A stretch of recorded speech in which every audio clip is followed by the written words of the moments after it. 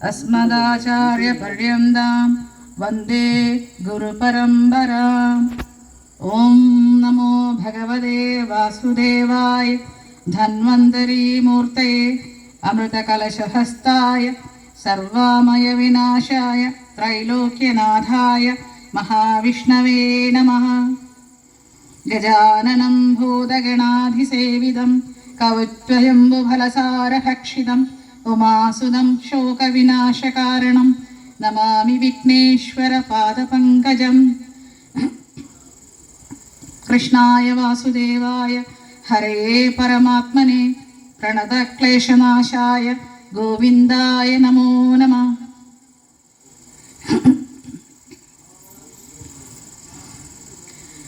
ഹരേ കൃഷ്ണ. ശ്രീ സാംബസദാശിവമൂർത്തിയായ ശ്രീ മഹാദേവനും അമൃതകലശഹസ്തനായ ധന്വന്തരീമൂർത്തിയായ ശ്രീഹരി വിഷ്ണുവും തുല്യ പ്രാധാന്യത്തോടെ കുടികൊള്ളുന്ന മിത്രപുരത്തെ തേവരയ്യത്തുകാവ് ശ്രീഹരിഹര ക്ഷേത്രത്തിൽ ഉത്സവ സമയത്ത് എത്തിച്ചേരാൻ കഴിഞ്ഞത് എൻ്റെ മുജ്ജന്മ സുഹൃതമായി കരുതുകയാണ്. ഭഗവാനെ കുറിച്ച് പറയാൻ സാധിക്കുന്നതും പൂർവ്വജന്മ സുഹൃതമാണെന്ന് ഞാൻ വിശ്വസിക്കുന്നു. ശ്രീ ഗുരുവായൂരപ്പൻ്റെ നിർദ്ദേശമനുസരിച്ചാണ് നമ്മുടെ കർമ്മങ്ങൾ നടക്കുന്നതെന്ന് ഞാൻ അറിയുന്നു. ശ്രീഹരിയുടെ അനുഗ്രഹം ഒന്നുകൊണ്ട് മാത്രമാണ് പവിത്രമായ ക്ഷേത്രത്തിൻ്റെ രക്ഷാധികാരികൾക്ക് എന്നെ ഇവിടേക്ക് ക്ഷണിക്കുവാൻ മനസ്സുണ്ടായത്. അവരുടെ മനസ്സിൽ അത് തോന്നിച്ചതും ശ്രീ ഗുരുവായൂരപ്പനാണെന്ന് ഞാൻ ഉറച്ചു വിശ്വസിക്കുന്നു. ഈ അവസരം നൽകിയതിന് ശ്രീ ഗുരുവായൂരപ്പനോടും അതുപോലെ ക്ഷേത്ര ഭാരവാഹികളോടും എൻ്റെ അകൈതവകമായ കൃതജ്ഞത രേഖപ്പെടുത്തുകയാണ്. ശ്രീ ഗുരുവായൂരപ്പൻ അനന്തകൃപ സദാ ലഭിക്കട്ടെ ഏവർക്കും, എല്ലാ ഭക്തർക്കും. ഭഗവാൻ ശ്രീ ഗുരുവായൂരപ്പൻ സദാ അനുഗ്രഹിക്കട്ടെ. എല്ലാവിധ ഐശ്വര്യങ്ങളും എല്ലാ ആഗ്രഹങ്ങളും എല്ലാവർക്കും പൂർത്തീകരിക്കാനാവട്ടെ.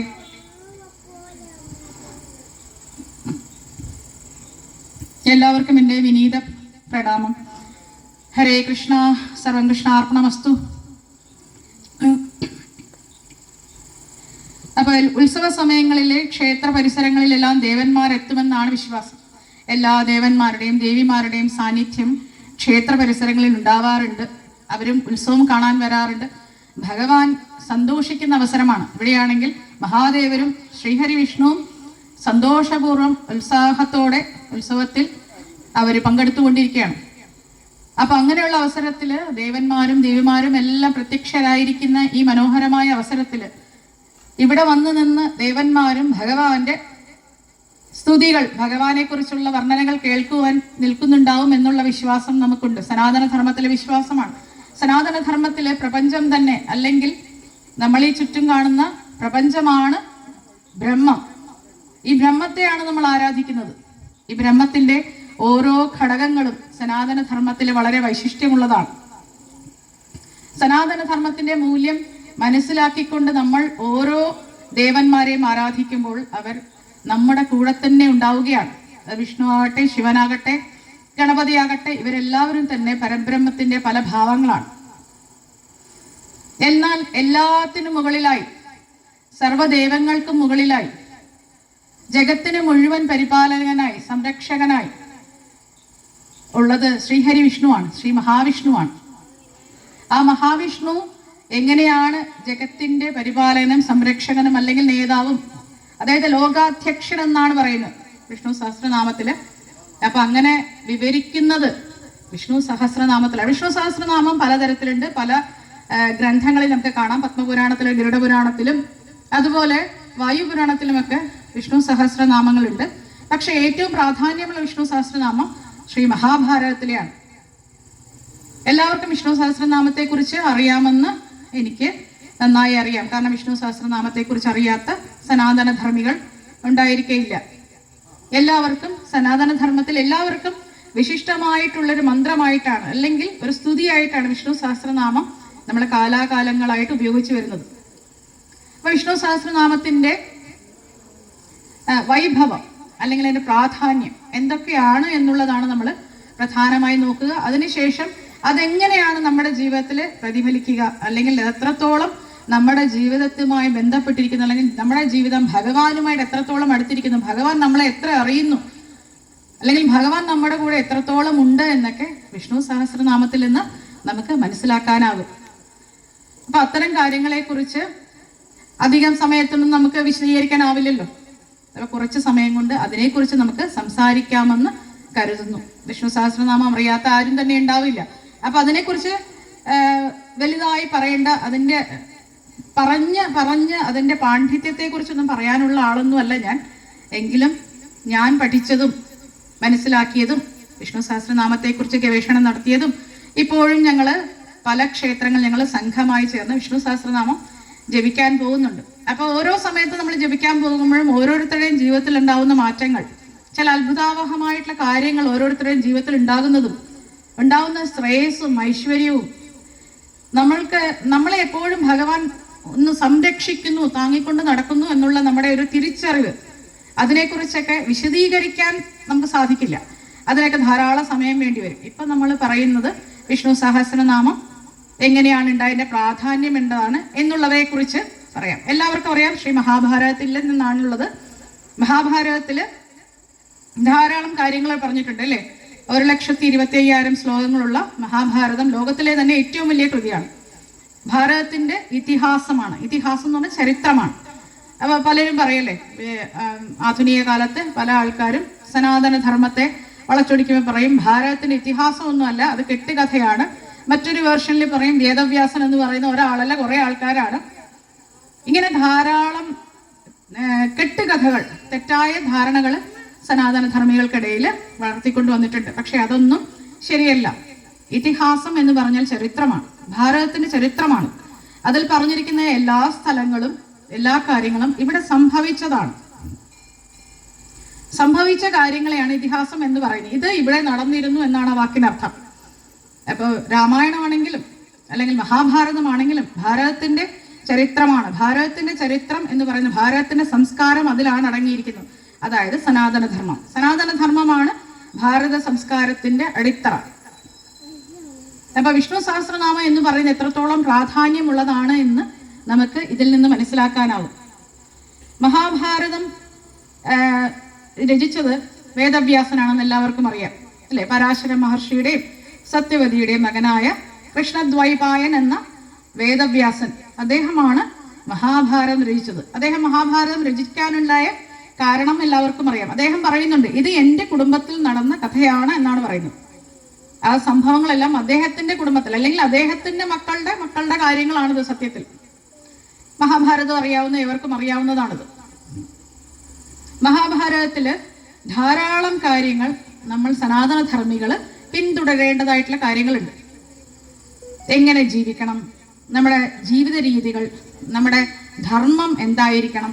അതായത് സനാതന ധർമ്മികൾക്ക് എല്ലാവർക്കും അറിയാലോ, നമ്മൾ പുരുഷാർത്ഥങ്ങളെ അടിസ്ഥാനമാക്കിയാണ് ജീവിക്കേണ്ടത്. പുരുഷാർത്ഥങ്ങൾ എന്ന് പറഞ്ഞാൽ 4 ധർമ്മ, അർത്ഥ, കാമ, മോക്ഷം. അതായത് നമ്മളോട് ചിലര് പണ്ടൊക്കെ പൂർവികർ പറയല്ലേ, പൈസ ഉണ്ടാക്കാൻ പാടില്ല അല്ലെങ്കിൽ പൈസ ഉണ്ടാക്കാൻ തെറ്റ്. അങ്ങനെയൊന്നുമല്ല. അർത്ഥം നമുക്ക് ഉണ്ടാക്കാം. അർത്ഥം എന്ന് പറഞ്ഞാൽ സമ്പത്ത്, ഐശ്വര്യം, അത് ഉണ്ടാക്കാം. എങ്ങനെ? ധാർമ്മികമായ മാർഗത്തിലൂടെ നമുക്ക് എത്ര വേണമെങ്കിലും അർത്ഥമുണ്ടാക്കാം. അതുപോലെ തന്നെ കാമം എന്ന് പറഞ്ഞാൽ ആഗ്രഹം. നമ്മുടെ ആഗ്രഹങ്ങൾ പൂർത്തീകരിക്കുന്നതിന് വേണ്ടിയിട്ട് നമുക്ക് സമ്പത്ത് ആവശ്യമാണ്. ആ സമ്പത്ത് നേടിയെടുക്കാൻ ധാർമ്മികമായ മാർഗങ്ങളിലൂടെ നമുക്ക് ചരിക്കാം. അത് നമ്മൾ നമ്മുടെ ആശ്രമധർമ്മങ്ങളും പാലിച്ചു കഴിഞ്ഞാൽ നമുക്ക് മോക്ഷം ലഭിക്കും. അതായത് ഇതെല്ലാം ഭഗവാനെ സമർപ്പിച്ച് ചെയ്യണം എന്നർത്ഥം. ആശ്രമം എന്ന് പറഞ്ഞാൽ അറിയാലോ, 4 ആശ്രമങ്ങളാണ്: ബ്രഹ്മചര്യം, ഗാർഹസ്ഥ്യം, വാനപ്രസ്ഥം, സന്യാസം. അപ്പൊ നമ്മൾ ഈ 4 ആശ്രമങ്ങളിലൂടെ ജീവിതം പോകുമ്പോഴും നമ്മൾ പുരുഷാർത്ഥങ്ങളെ മുറുകെ പിടിച്ചുകൊണ്ട് വേണം മുന്നോട്ട് പോകാൻ. ഇതാണ് ശരിക്കും പറഞ്ഞാൽ സനാതന ധർമ്മികൾ ചെയ്യേണ്ടത്. അങ്ങനെയുള്ള ജീവിതമായിരിക്കും നമുക്ക് ശ്രേയസ്കരമാവുന്നത്. അപ്പൊ ഇതെല്ലാം മുന്നോട്ട് പോകണമെങ്കിൽ നമ്മൾക്ക് എന്താണ് വേണ്ടത്? ഈശ്വര ചിന്തയാണ് വേണ്ടത്, ഭഗവത് ചിന്തയാണ് വേണ്ടത്. എല്ലാം ഭഗവാൻ അറിയുന്നു, ഭഗവാൻ കാണുന്നു എന്നുള്ളൊരു ചിന്ത വരുമ്പോൾ നമ്മളിൽ തെറ്റായ യാതൊരു പ്രവണതകളും ഉണ്ടാവുന്നതല്ല. അപ്പൊ നമ്മൾ അങ്ങനെ ചിന്തിച്ച് ജീവിക്കണം എന്നുണ്ടെങ്കിൽ ആ ഈശ്വരൻ ആരാണെന്ന് അറിയണ്ടേ? ആ ഈശ്വരൻ, സനാതന ധർമ്മത്തില് ഈശ്വരൻ എന്ന് പറയുന്നത് വേറെ അന്യഗ്രഹ ജീവിയൊന്നുമല്ല, വേറെ സ്ഥലത്തുനിന്നും വന്ന ആളല്ല, അല്ലെങ്കിൽ വേറെ എവിടെയോ ഒളിച്ചിരുന്ന് നമ്മളെ നോക്കിക്കൊണ്ട് ഇങ്ങനെ പരീക്ഷിച്ചുകൊണ്ട് ഗിനിപ്പിഗുകളെ പരീക്ഷിക്കുന്ന പോലെ പരീക്ഷിക്കുന്ന ഒരാളൊന്നുമല്ല. നമ്മുടെ കൂടെ തന്നെ സദാ ഉള്ള ഒരാളാണ് ഈശ്വരൻ. ആ പരബ്രഹ്മം നമ്മുടെ കൂടെ തന്നെയുണ്ട്. നമ്മൾ ആ തിരിച്ചറിയണം എന്ന് മാത്രമാണ്. നമ്മളത് തിരിച്ചറിയുമ്പോഴാണ് നമ്മുടെ ഉള്ളിലെ യഥാർത്ഥത്തിലുള്ള ഭഗവത് ജ്ഞാനം ഉണരുന്നതും നമ്മുടെ മനസ്സിലുള്ള ഭഗവാന്റെ ചിന്ത അല്ലെങ്കിൽ ജീവാത്മാവ്, ഭഗവാൻ എന്താ പറയുന്ന പരമാത്മാവ്, പരമമായ ആത്മാവ് എന്ന് പറയുന്നത് ശ്രീഹരി വിഷ്ണുവാണ്, ഭഗവാനാണ്. ഭഗവാൻ ശ്രീഹരി വിഷ്ണു സർവഭൂതങ്ങൾക്കും സർവചരാചരങ്ങൾക്കും അദ്ദേഹത്തിന്റെ പരമാത്മാവിന്റെ ഓരോരോ ഭാഗം നൽകി ജീവാത്മാവാക്കി നൽകി നമ്മളെ കർമ്മത്തിനായി ഇവിടെ അയച്ചിരിക്കുകയാണ്. അപ്പൊ ഭഗവാന്റെ അംശമായിട്ടുള്ള ജീവാത്മാവാണ് നമ്മളിൽ ഓരോരുത്തരിലും ഉള്ളത്. അതായത് ഭഗവാൻ നമുക്ക് നൽകിയ ഈ ജന്മം കർമ്മങ്ങൾ അനുഷ്ഠിക്കാനുള്ളതാണ്. ആ കർമ്മങ്ങൾ അനുഷ്ഠിക്കുന്നതിന് ഭഗവാൻ സ്വന്തം ആത്മാവിന്റെ അംശം തന്നെയാണ് നമുക്ക് നൽകിയിരിക്കുന്നത്. അപ്പോൾ ഭഗവാൻ നമ്മളിൽ തന്നെയുണ്ട്, അത് നമ്മൾ മനസ്സിലാക്കണം. ഭഗവാൻ നമ്മുടെ ഉള്ളിൽ ഉണ്ടെന്നും നമ്മളോടൊപ്പം ഉണ്ടെന്നും നമ്മളുടെ എല്ലാ കാര്യങ്ങളും കണ്ടുകൊണ്ടിരിക്കുകയാണെന്നും മനസ്സിലാക്കുമ്പോഴാണ് യഥാർത്ഥത്തിൽ നമ്മൾക്ക് ധാർമ്മികമായിട്ട് അല്ലെങ്കിൽ നീതിയുക്തമായിട്ട് ജീവിക്കാനാവുന്നത്. അപ്പോ മഹാഭാരതത്തില് സഹസ്രനാമത്തിന്റെ പ്രാധാന്യം എന്തെന്ന് വെച്ചാൽ, മഹാഭാരതത്തില് നമ്മൾ പറഞ്ഞു 1,25,000 ശ്ലോകങ്ങളുണ്ട്. അപ്പൊ അത്രയും വലിയ ഗ്രന്ഥത്തില് പ്രധാനപ്പെട്ട കാര്യങ്ങളായിട്ട് നമുക്ക് എടുത്തു പറയാൻ പറ്റുന്ന 5 കാര്യങ്ങളാണ്. പഞ്ചരത്നങ്ങൾ എന്ന് പറയും. മഹാഭാരതത്തില് പഞ്ചരത്നങ്ങൾ എന്നറിയപ്പെടുന്ന 5 കാര്യങ്ങളാണ് ഉള്ളത്. അതിൽ ആദ്യത്തേതെന്ന് പറയുന്നത്, ഇതെല്ലാം സംഭാഷണങ്ങളാണ്. ഈ 5 കാര്യങ്ങൾ അല്ലെങ്കിൽ പഞ്ചരത്നങ്ങൾ എന്നറിയപ്പെടുന്ന 5 സംഭാഷണ രൂപത്തിലുള്ളവയാണ്. അതിലൊന്നാമത്തെ ഇത് വിദുരനീതിയാണ്. വിദുരനീതി എന്ന് പറഞ്ഞ ഉദ്യോഗപർവത്തിൽ നമുക്ക് കാണാം. ധൃതരാഷ്ട്രം വിദുരരും തമ്മിലുള്ള സംഭാഷണമാണ്. ധൃതരാഷ്ട്രർ തന്റെ ആകുലതകൾ, തന്റെ മക്കൾ മരിച്ചു പോകുമോ എന്നുള്ള, യുദ്ധാനന്തരം എന്ത് സംഭവിക്കും എന്നുള്ള വേദനകൾ, സംശയങ്ങളൊക്കെ നിവൃത്തി വരുത്തുകയാണ് വിദുരരുമായിട്ട്. വിദുരരിൽ നിന്നല്ല ആര് പറഞ്ഞാലും ധൃതരാഷ്ട്രം കേൾക്കില്ല, അത് വേറെ കാര്യം. എങ്കിലും വിദുരരെന്ന് പറഞ്ഞ മഹാജ്ഞാനിയായ മനുഷ്യന്റെ അടുത്ത് നിന്ന് ഉപദേശങ്ങൾ തേടുകയാണ്, അല്ലെങ്കിൽ ആ സംഭാഷണം നടക്കുന്നതാണ് വിദുരനീതി. രണ്ടാമതായി നമുക്ക് കാണാൻ പറ്റുന്ന പഞ്ചരത്നങ്ങളിൽ രണ്ടാമത്തേതായിട്ടുള്ളത് സനത് സുജാതീയം എന്ന് പറയും. സനത് കുമാരൻ എന്ന് പറയുന്ന മുനിയാണ്. സനത് സുജാതീയം അത് വിദുരര് തന്നെ മാനസികമായി അല്ലെങ്കിൽ മനസ്സിൽ സനത് കുമാരനെ ക്ഷണിച്ചു വരുത്തി ധൃതരാഷ്ട്രമായി സംവദിക്കുന്നതാണ് എന്നും പറയുന്നുണ്ട്. അപ്പോൾ സനത് സുജാതീയം എന്ന് പറയുന്നത് ധൃതരാഷ്ട്രം സനത് കുമാര മഹർഷിയും തമ്മിലുള്ള സംവാദമല്ല, സംഭാഷണം. സംവാദം എന്ന് പറഞ്ഞാൽ മാറിപ്പോകുമല്ലോ, സംഭാഷണമാണ്. ഇതേ കാര്യങ്ങൾ തന്നെയാണ് അവർ തമ്മിൽ സംസാരിക്കുന്നത്. അപ്പോൾ ഈ വിദുരനീതി എന്ന് പറയുന്നത് നമുക്ക് ഏവർക്കും പിന്തുടരാൻ പറ്റുന്ന, അല്ലെങ്കിൽ ജീവിതത്തിൽ നമ്മൾ പിന്തുടരേണ്ട ചില ബേസിക് ആയിട്ടുള്ള അല്ലെങ്കിൽ അടിസ്ഥാനപരമായിട്ടുള്ള ധാർമ്മിക കാര്യങ്ങളാണ് പറയുന്നത്. സനത് സുജാതീയത്തിലും ഒരു മനുഷ്യരെ പുലർത്തേണ്ട അച്ചടക്കത്തെ പറ്റിയും ധാർമ്മിക ബോധത്തെ കുറിച്ചാണ് പറയുന്നത്. ഇനി അടുത്തത്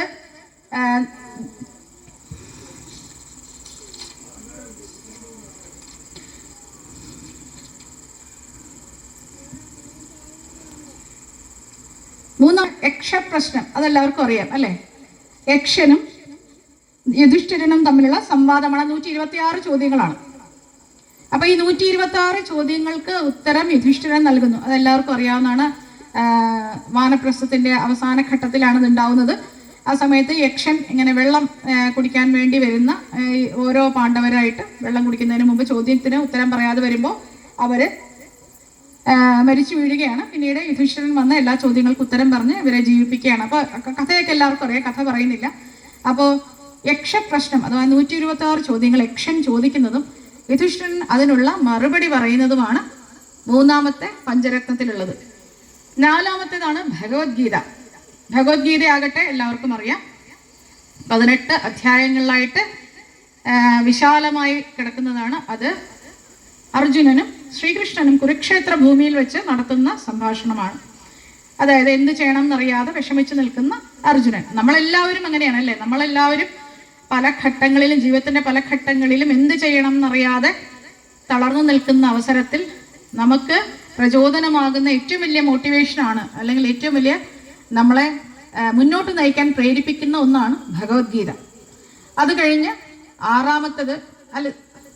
അഞ്ചാമത്തെ പഞ്ചരത്നം, അഞ്ചാമത്തെ രത്നമാണ് ശ്രീ വിഷ്ണു സഹസ്രനാമം. ഈ ശ്രീ വിഷ്ണു സഹസ്രനാമം ആകട്ടെ പഞ്ചപാണ്ഡവരും അല്ലെങ്കിൽ യുധിഷ്ഠിരനും ഭീഷ്മപിതാമഹനും തമ്മിലുള്ള സംഭാഷണമാണെങ്കിലും പഞ്ചപാണ്ഡവരും ദ്രൗപദിയും ശ്രീകൃഷ്ണ ഭഗവാനും അപ്പോൾ അവിടെ ഉണ്ടായിരുന്നു. അതാണ് അതിൻ്റെ ഏറ്റവും വലിയ പ്രാധാന്യം. അപ്പം നമുക്ക് ഒന്നാമത്തെ കാര്യം എന്ന് പറയുന്നത് നമ്മൾ വേദങ്ങൾ അല്ലെ, സനാതന ധർമ്മത്തിന്റെ അടിസ്ഥാന ഗ്രന്ഥങ്ങൾ എന്ന് പറയുന്നത് വേദങ്ങളാണ്. ഈ വേദങ്ങൾ എന്ന് പറയുന്നത് വിശാലമായി കിടക്കുന്നു. വേദങ്ങൾ ഋഷിമാർ നിർമ്മിച്ചതാണ്. ഋഷിമാർ ഇപ്പൊ നമ്മൾ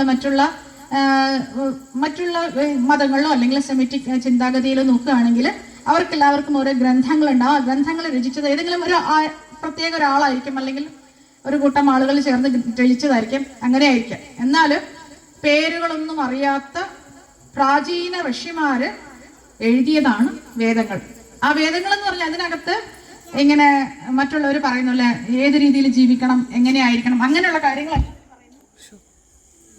രചിച്ചിട്ടുള്ള പ്രപഞ്ച സത്യങ്ങൾ, പ്രപഞ്ചത്തിലെ നിഗൂഢമായിട്ടുള്ള സത്യങ്ങൾ അടങ്ങിയ ഗ്രന്ഥങ്ങളാണ് വേദങ്ങൾ. പ്രത്യേകമായിട്ട് വിഭജിച്ചിട്ടൊന്നും ഉണ്ടായിരുന്നില്ല. അത് ആരാണ് എഴുതിയതെന്നും അറിയില്ല. ധാരാളം ഋഷിമാര് ഓരോ കാലഘട്ടത്തിൽ എഴുതി ചേർത്തതാണ് പ്രപഞ്ച സത്യങ്ങൾ. അതായത് പല പല കാര്യങ്ങൾ. ഉദാഹരണത്തിന് വേദങ്ങൾ എന്ന് പറഞ്ഞാൽ നമുക്കറിയാലോ, ലക്ഷക്കണക്കിന് വർഷങ്ങൾക്ക് മുമ്പാണ് അത് ഉണ്ടായത്. ലക്ഷക്കണക്കിന് വർഷങ്ങൾക്ക് മുമ്പ്. ആ ലക്ഷക്കണക്കിന് വർഷങ്ങൾ മുമ്പുണ്ടായ വേദങ്ങളിൽ പറയുന്നുണ്ട് ഭൂമിയുടെ ആകൃതിയെക്കുറിച്ച്. ഗോളാനാം പന്തു എന്താണ് പറയുന്നത്, അതായത് ഭൂമി ഉരുണ്ടതാണ്, ഒരു പന്ത് പോലെ ഉരുണ്ടതാണ് എന്ന് പറയുന്നു. ഇപ്പൊ നമുക്കത് ഋഗ്വേദത്തിൽ കാണാം.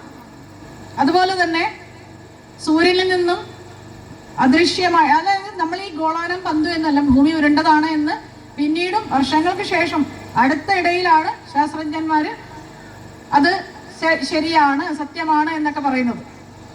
പക്ഷേ ലക്ഷക്കണക്കിന് വർഷങ്ങൾക്ക് മുമ്പ് തന്നെ നമ്മുടെ ഋഷിമാര് പ്രപഞ്ചത്തിലെ സത്യങ്ങളെല്ലാം മനസ്സിലാക്കിക്കൊണ്ട് ഇത്തരം കാര്യങ്ങളെ നിർണയിച്ചിരുന്നു. അതുപോലെ തന്നെ സൂര്യൻ, ചന്ദ്രൻ, നക്ഷത്രങ്ങൾ, ഗ്രഹങ്ങൾ, പലതരത്തിലുള്ള സൗരയൂഥങ്ങൾ, ഇവയെല്ലാം തന്നെ ഭൂമിയിലുണ്ടെന്ന് അല്ലെങ്കിൽ പ്രപഞ്ചത്തിലുണ്ടെന്ന് വേദങ്ങളാണ് പറഞ്ഞത്. ഈ ഋഷിമാര് നിരന്തരമായി പ്രപഞ്ചത്തെ നിരീക്ഷിച്ചുകൊണ്ടാണ് ഇത്തരം കണ്ടുപിടുത്തങ്ങൾ നടത്തിയത്. ഇവയെല്ലാം ശാസ്ത്രീയ സത്യങ്ങളാണ്.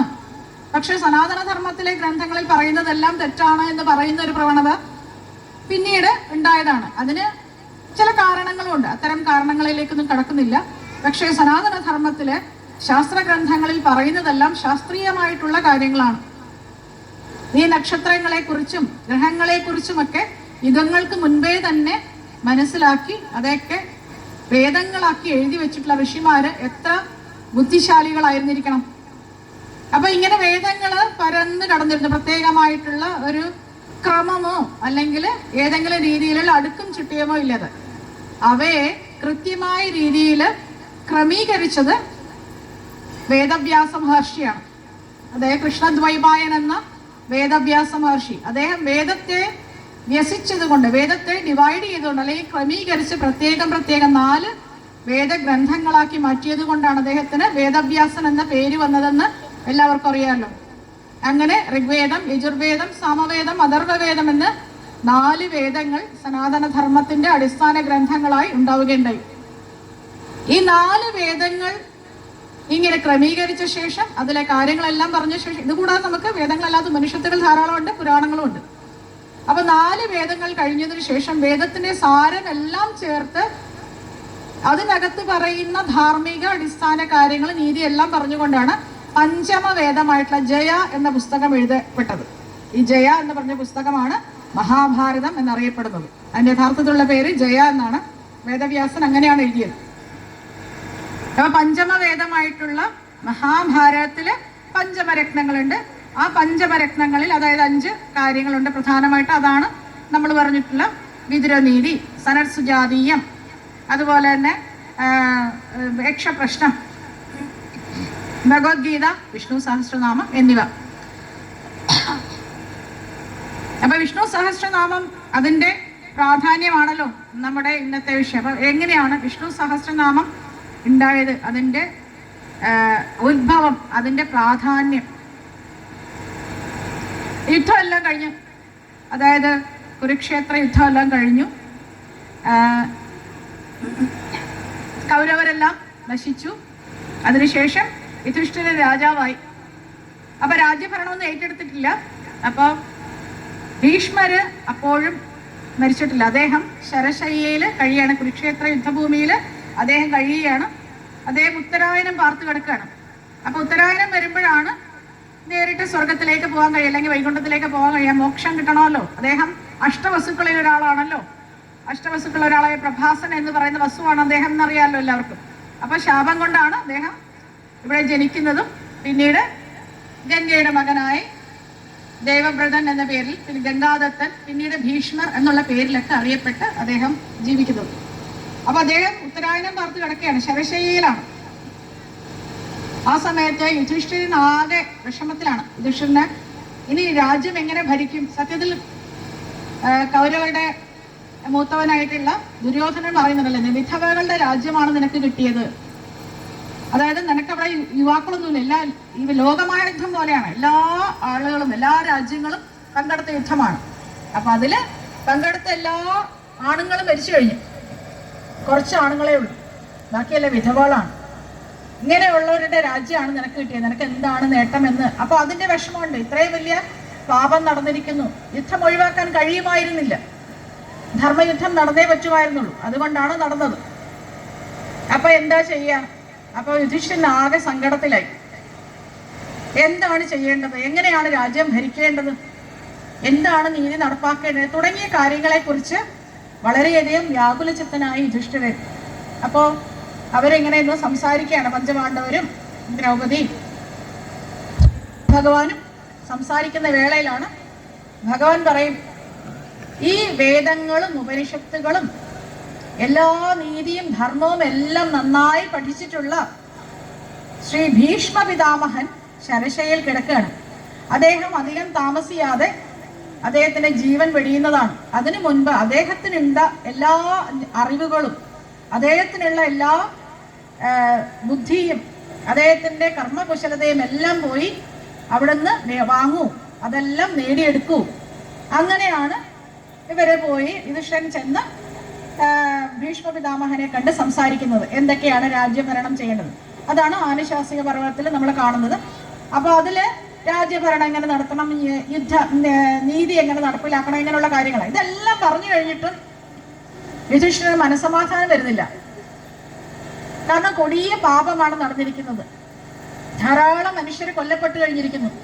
അപ്പൊ അതിൽ നിന്നൊക്കെ മോചനം ഉണ്ടാവണമെങ്കിൽ, അല്ലെ പാപത്തിൽ നിന്ന് മോചനം ഉണ്ടാവണമെങ്കിൽ നമുക്ക് ദൈവീക കാര്യങ്ങളിലേക്ക് ഇടപെടണം.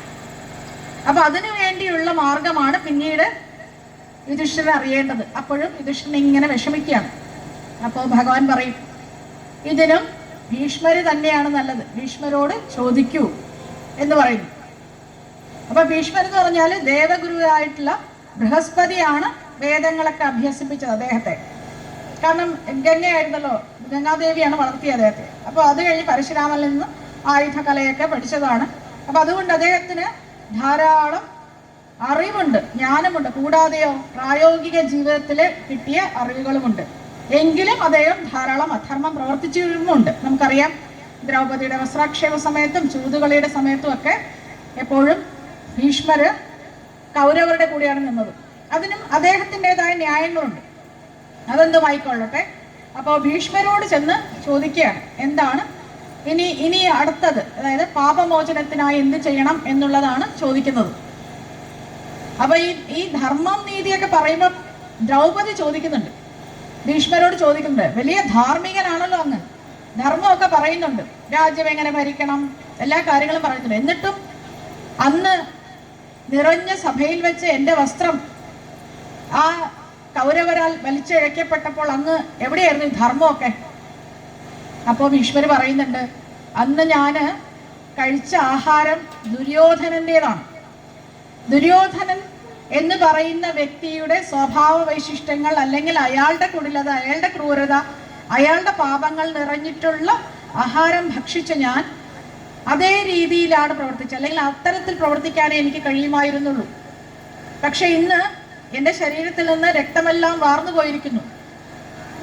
എന്തൊക്കെയാണോ ഞാൻ ഭക്ഷിച്ചത് അതെല്ലാം രക്തമായിരുന്നു, എൻ്റെ ശരീരത്തിൽ അതെല്ലാം വാർന്നു പോയിരിക്കുന്നു. ഇന്ന് എനിക്ക് ആ പാപങ്ങളൊന്നും തന്നെ ഇല്ല. അതുകൊണ്ട് എനിക്ക് നല്ല സുവ്യക്തമായി കാര്യങ്ങൾ പറയാൻ സാധിക്കുന്നുവെന്ന്. അപ്പൊ ഇതൊക്കെ നമ്മൾ മനസ്സിലാക്കേണ്ട. ജീവിതത്തിൽ നമ്മൾ പാപികളോട് ചേർന്നിരിക്കുമ്പോൾ അവരുടെ പാപം നമ്മളെയും ബാധിക്കും. അല്ലെങ്കിൽ നമ്മൾക്ക് യഥാർത്ഥത്തിൽ ധാർമ്മികമായി കാര്യങ്ങൾ കാണാനുള്ള കഴിവ് നഷ്ടപ്പെടുകയുണ്ടാവും. അപ്പം നമ്മൾ എപ്പോഴും ചിന്തിക്കണം, നമ്മൾ എന്താണ് പ്രവർത്തിക്കുന്നത്, ധാർമ്മികമായിട്ടാണോ അല്ലയോ എന്ന്. അപ്പൊ ഇതുമായി ബന്ധപ്പെട്ട് അല്ലെങ്കിൽ എന്താണ് ചെയ്യേണ്ടത്, പാപപരിഹാരം എന്താണ് നടക്കേണ്ടതെന്ന് ബന്ധപ്പെട്ട് 6 ചോദ്യങ്ങളാണ് യുധിഷ്ഠിരൻ ചോദിക്കുന്നത്. ഭീഷ്മരോട് ചോദിക്കുകയാണ് എന്തൊക്കെയാണ് ചെയ്യേണ്ടത് എന്നുള്ളത്. അതിന് ഉത്തരമായിട്ട് ഭീഷ്മർ പറഞ്ഞതാണ് മഹാഭാരതത്തിലെ ശ്രീ വിഷ്ണു സഹസ്രനാമം എന്ന് പറയുന്നത്. നമ്മൾ ഭഗവത്ഗീത അറിയാം, മഹാഭാരതത്തിലെ പഞ്ചരത്നങ്ങളൊന്നാണ് ഭഗവത്ഗീത. അത് ഭഗവത്ഗീത പിന്നീട് അടർത്തിയെടുത്തി ഒരു സ്വതന്ത്ര കൃതിയാക്കി മാറ്റിയിട്ടുണ്ട്. അപ്പോൾ ഭഗവത്ഗീത നമ്മൾ 18 അധ്യായങ്ങളായിട്ട് വേറെ ആയിട്ട് പഠിക്കുന്നുണ്ട്. അപ്പോൾ അതിനും കുറച്ച് ആമുഖമുണ്ട്, പിന്നീട് ഫലങ്ങളുണ്ട്. ആ രീതിയിലാണ് ഒരു സ്വതന്ത്ര കൃതി പോലെയാണ്. അതുപോലെ തന്നെയാണ് വിഷ്ണു സഹസ്രനാമം ഇപ്പോൾ പഠിക്കുന്നത്. മഹാഭാരതത്തിൻ്റെ ഒരു ഭാഗമാണെങ്കിലും ഇപ്പോൾ നമ്മൾ വിഷ്ണു സഹസ്രനാമം പഠിക്കുന്നത് അതിന് ഒരു ബന്ധന ശ്ലോകങ്ങളുണ്ട്, പിന്നെ പൂർവ്വപീഠികയുണ്ട്, പിന്നെ കരന്യാസം, അംഗന്യാസം തുടങ്ങിയവയുണ്ട്. അതിന് കൂടെ ധ്യാന ശ്ലോകങ്ങൾ തുടങ്ങിയതിന് ശേഷം അതിൻ്റെ പ്രധാനപ്പെട്ട ശ്ലോകങ്ങൾ, പിന്നീട് ഫലശ്രുതിയുണ്ട്. ഈ രീതിയിലാണ് നമ്മൾ വിഷ്ണു സഹസ്രനാമം ഇപ്പോൾ ജപിക്കുന്നത്. അപ്പം ഈ ഫലശ്രുതിയും പീഠികയിൽ പറയുന്നത് യുധിഷ്ഠിരനും ഭീഷ്മരും തമ്മിലുള്ള സംവാദമാണ്, അത് സംഭാഷണമാണ്.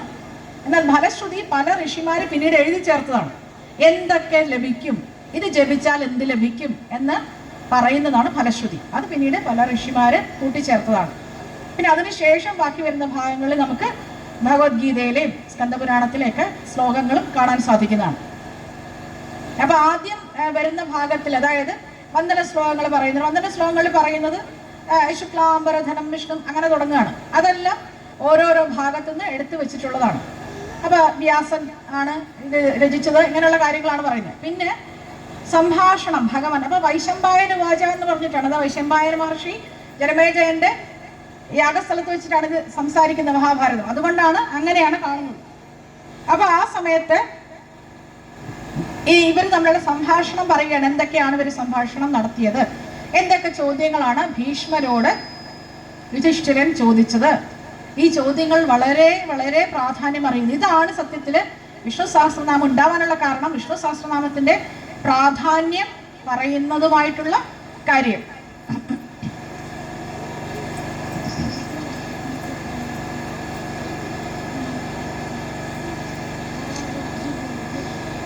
അപ്പൊ നമുക്ക് ആ ചോദ്യങ്ങൾ ഒന്ന് നോക്കാം. ആദ്യം ചോദിക്കുന്ന ഇതാണ്. യുധിഷ്ഠിരൻ ഭീഷ്മരോട് ചോദിക്കുകയാണ്, കിമേകം ദൈവതം ലോകേ, ഈ ലോകത്തിലേക്ക് ഏറ്റവും പ്രധാനപ്പെട്ട ഏക ദൈവം ഏതാണ്? ദൈവം ഒന്നേ ഉള്ളൂ എന്നാണ്, ആ ദൈവം ഏതാണ് എന്നാണ് ആദ്യം ചോദിക്കുന്നത്. അതാണ് ആദ്യത്തെ ചോദ്യം. നമുക്ക് എപ്പോഴും സനാതന ധർമ്മികളെ കളിയാക്കാൻ മറ്റുള്ളവർ പറയല്ലേ, കുറേ ദൈവങ്ങളുണ്ട്, 33 കോടി ദൈവങ്ങളുണ്ട്, അല്ലെങ്കിൽ കുറേ ദൈവങ്ങളുണ്ട്, ദൈവങ്ങൾ ആരെയാണ്? അപ്പോൾ മറ്റുള്ളവർ നമ്മളെ കളിയാക്കാനൊക്കെ ചോദിക്കും, നിങ്ങൾ ഏത് ദൈവത്തിനെ ആരാധിക്കുന്നത്, അല്ലെങ്കിൽ അങ്ങനെയുള്ള കാര്യങ്ങളൊക്കെ ഉണ്ടാവാറുണ്ട്. പക്ഷേ യഥാർത്ഥത്തിൽ സനാതന ധർമ്മത്തിൽ ഒരേ ഒരു ഈശ്വരനേ ഉള്ളൂ, പരബ്രഹ്മം, ബ്രഹ്മം അല്ലെങ്കിൽ ഈ പ്രപഞ്ചം. അതാണ് ശ്രീഹരി വിഷ്ണു. ഹരേ കൃഷ്ണ. രണ്ടാമത്തെ ചോദ്യം ഇതാണ്, കിം വാപ്യ ഏകം പരായണം, ഏവർക്കും ആശ്രയിക്കാവുന്ന ഒരേ ഒരു അഭയസ്ഥാനം ഏതാണ്? ഏതാണ് ഒരേ ഒരു ദൈവം, എല്ലാവർക്കും ആശ്രയിക്കാവുന്ന ആ ഒരേ ഒരു അഭയസ്ഥാനം ഏതാണ്? മൂന്നാമത് ആരെയാണ് ഐശ്വര്യലബ്ധിക്കായിട്ട് നമ്മൾ സ്തുതിക്കേണ്ടത്, അല്ലെങ്കിൽ ആർക്കാണ് നമ്മൾ അർച്ചന നടത്തേണ്ടത്? ഏതാണ് ഒരേ ഒരു ദൈവം, അല്ലെങ്കിൽ ഏവർക്കും ആശ്രയിക്കാവുന്ന ഏതാണ് അഭയസ്ഥാനം, ആരെയാണ് നമ്മൾ സ്തുതിക്കേണ്ടത്, ആർക്കാണ് നമ്മൾ അർച്ചന നടത്തേണ്ടത്?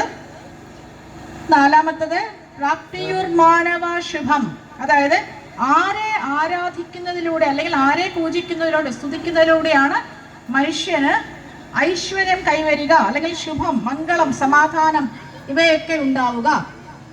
അഞ്ചാമത്തെ ചോദ്യമാണ്, കോ ധർമ്മ സർവധർമാണാം ഭവതഃ പരമോമതഃ, എന്താണ് അങ്ങയുടെ അഭിപ്രായമാണ് ചോദിക്കുന്നത്. ഭീഷ്മരെ അങ്ങ് പറയൂ, സർവധർമ്മങ്ങളിൽ വെച്ച് ഏറ്റവും പരമമായിട്ടുള്ള ധർമ്മം എന്താണ് എന്ന് ഭീഷ്മരോട് യുധിഷ്ഠിരൻ ചോദിക്കുകയാണ്. ആറാമത്തെ ചോദ്യമാണ്, കിം ജപൻ മുച്യതേ ജന്തുഹ ജന്മ സംസാര ബന്ധനാത്, അതായത് ഏതൊന്നിനെ ജപിച്ചാലാണ് നമുക്ക്, അല്ലെങ്കിൽ ഏതൊരു ഭഗവാനെ ജപിച്ചാൽ, ഏതൊരു ഭഗവാനിൽ ആശ്രയം പ്രാപിച്ചാലാണ് ഈ ജന്തുക്കൾ അല്ലെങ്കിൽ നമ്മളാകുന്ന ജീവികൾ, ജന്തു എന്ന് പറഞ്ഞാൽ ജീവനുള്ളവ എന്നർത്ഥം, ജീവനുള്ളവയുടെ ജന്മസംസാര ബന്ധനങ്ങളിൽ നിന്ന് നമ്മൾ മുക്തരാകുന്നത് അല്ലെങ്കിൽ മോക്ഷം കിട്ടുന്നത്. നമ്മളെപ്പോഴും മായയില്ല അല്ലെ, നമ്മൾ ജീവിക്കാൻ അല്ലെങ്കിൽ നമ്മൾ കുറെ കർമ്മങ്ങൾ അനുഷ്ഠിക്കാനാണ് ഭൂമിയിലേക്ക് വന്നത്. നമുക്ക് കുറെ കർമ്മങ്ങളുണ്ട്. ആ കർമ്മങ്ങൾ നമ്മുടെ പൂർവ്വജന്മവുമായിട്ട് ബന്ധപ്പെട്ടിരിക്കുന്ന കർമ്മങ്ങളും ഉണ്ട്. കുറെ പ്രാരബ്ധ കർമ്മമുണ്ട്, സഞ്ചിത കർമ്മമുണ്ട് അല്ലെ. കർമ്മങ്ങൾ പലവിധമാണ്. അപ്പൊ ഇങ്ങനെയുള്ള കർമ്മങ്ങൾ അനുഷ്ഠിക്കുന്നതിന് വന്ന് നമ്മൾ പലപ്പോഴും ഈ ഭൂമിയിലെ മായയിൽ പെട്ടു, മായയിൽ ഉഴലും. അപ്പൊ നമ്മള് നമ്മുടെ വീട് എന്ന് പറഞ്ഞാൽ നമ്മുടെ വീട്, കുടുംബം എന്നുള്ളവയൊന്നും നമ്മൾ തള്ളിക്കളയണം അല്ലെങ്കിൽ ഉപേക്ഷിക്കണം എന്നല്ല അർത്ഥം. പക്ഷെ അവയെല്ലാ കർമ്മങ്ങൾ നടത്തുമ്പോഴും നമ്മൾ ഒരു കാര്യം ചിന്തിക്കണം, സർവം കൃഷ്ണാർപ്പണ വസ്തു, എല്ലാം ഭഗവാന് വേണ്ടി സമർപ്പിച്ചുകൊണ്ട് ചെയ്യുന്നു. അല്ലെങ്കിൽ നമ്മളെപ്പോഴും ഒരു ഭാഗത്ത് അല്ലെങ്കിൽ വൺ സൈഡഡ് ആയിട്ടാണ് ചിന്തിക്കുക അല്ലെ.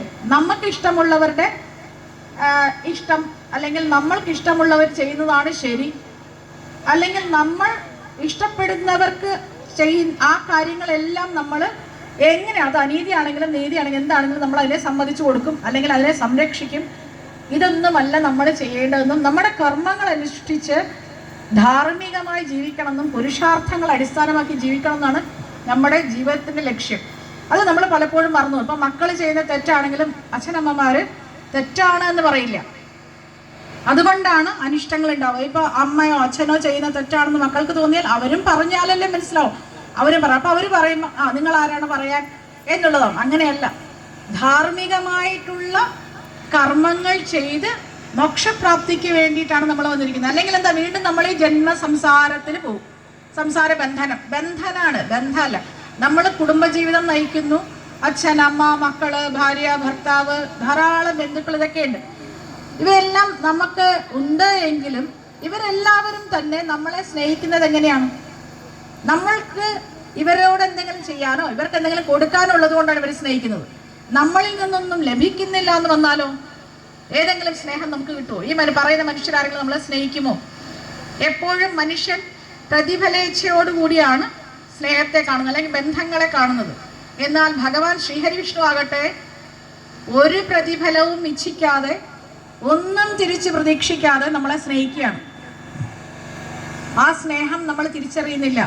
ഭഗവാൻ നമ്മുടെ കൂടെ നിന്നുകൊണ്ട് നമ്മളെ സ്നേഹിക്കുകയാണ്. ഓരോ നിമിഷവും നമുക്ക് നേർവഴി കാണിച്ചു തരികയാണ്.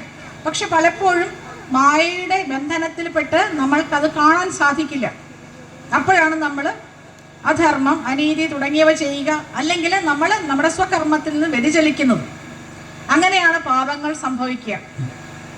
അപ്പൊ യുധിഷ്ഠിരന് ഇവിടെ ഓൾറെഡി യുദ്ധം കഴിഞ്ഞിരിക്കുന്നു, മഹാപാപങ്ങൾ സംഭവിച്ചു കഴിഞ്ഞു. ഇനി വേണ്ടത് ഭഗവത് പ്രസാദമാണ്. ഭഗവാനെ പ്രസാദിപ്പിക്കുക, അല്ലെങ്കിൽ ആ ഈശ്വരനിൽ സമർപ്പിച്ചുകൊണ്ട് സാക്ഷാത്കാരം നേടുക എന്നുള്ളതാണ്. അപ്പൊ അതിനാണ് ആഗ്രഹിക്കുന്നത്. അപ്പൊ ചോദിക്കുന്നത്, ഏതാണ് ആ ഏകദൈവം? ആ ഏകദൈവത്തിന് ഏത് ദൈവത്തെ പ്രാർത്ഥിച്ചാലാണ് മോക്ഷം കിട്ടുക? ഈ ജന്മ സംസാര ബന്ധനത്തിൽ നിന്ന് എങ്ങനെയാണ് മുക്തി കിട്ടുക? ആരെയാണ് സ്തുതിക്കേണ്ടത്? ആരെയാണ് ആശ്രയിക്കേണ്ടത്? ആരാണ് അനന്തമായിട്ടുള്ള ഒരു ആശ്രയം തരുന്നത് എന്നൊക്കെ ചോദിക്കുകയാണ്. അതിന് മറുപടിയായിട്ടാണ് ഭീഷ്മ പിതാമഹൻ സഹസ്രനാമം പറയുന്നത്. അപ്പൊ സഹസ്രനാമം എന്ന് പറഞ്ഞാൽ എല്ലാവർക്കും അറിയാം. വിശ്വം വിഷ്ണുർ വഷട്കാരോ എന്ന് തുടങ്ങി സർവപ്രഹരണായുധ അവിടം വരെയാണ്. അതായത് 1000 കൃത്യമായിട്ടുള്ള 197 നാമങ്ങളാണ് വരുന്നത് അവിടെ. അതിനുശേഷം അനമാലി, ഗതി, ശർണി, ശംഖി എന്ന് പറയുന്നത് അഡീഷണൽ ആണ്, പിന്നീട് ചേർത്താണ്.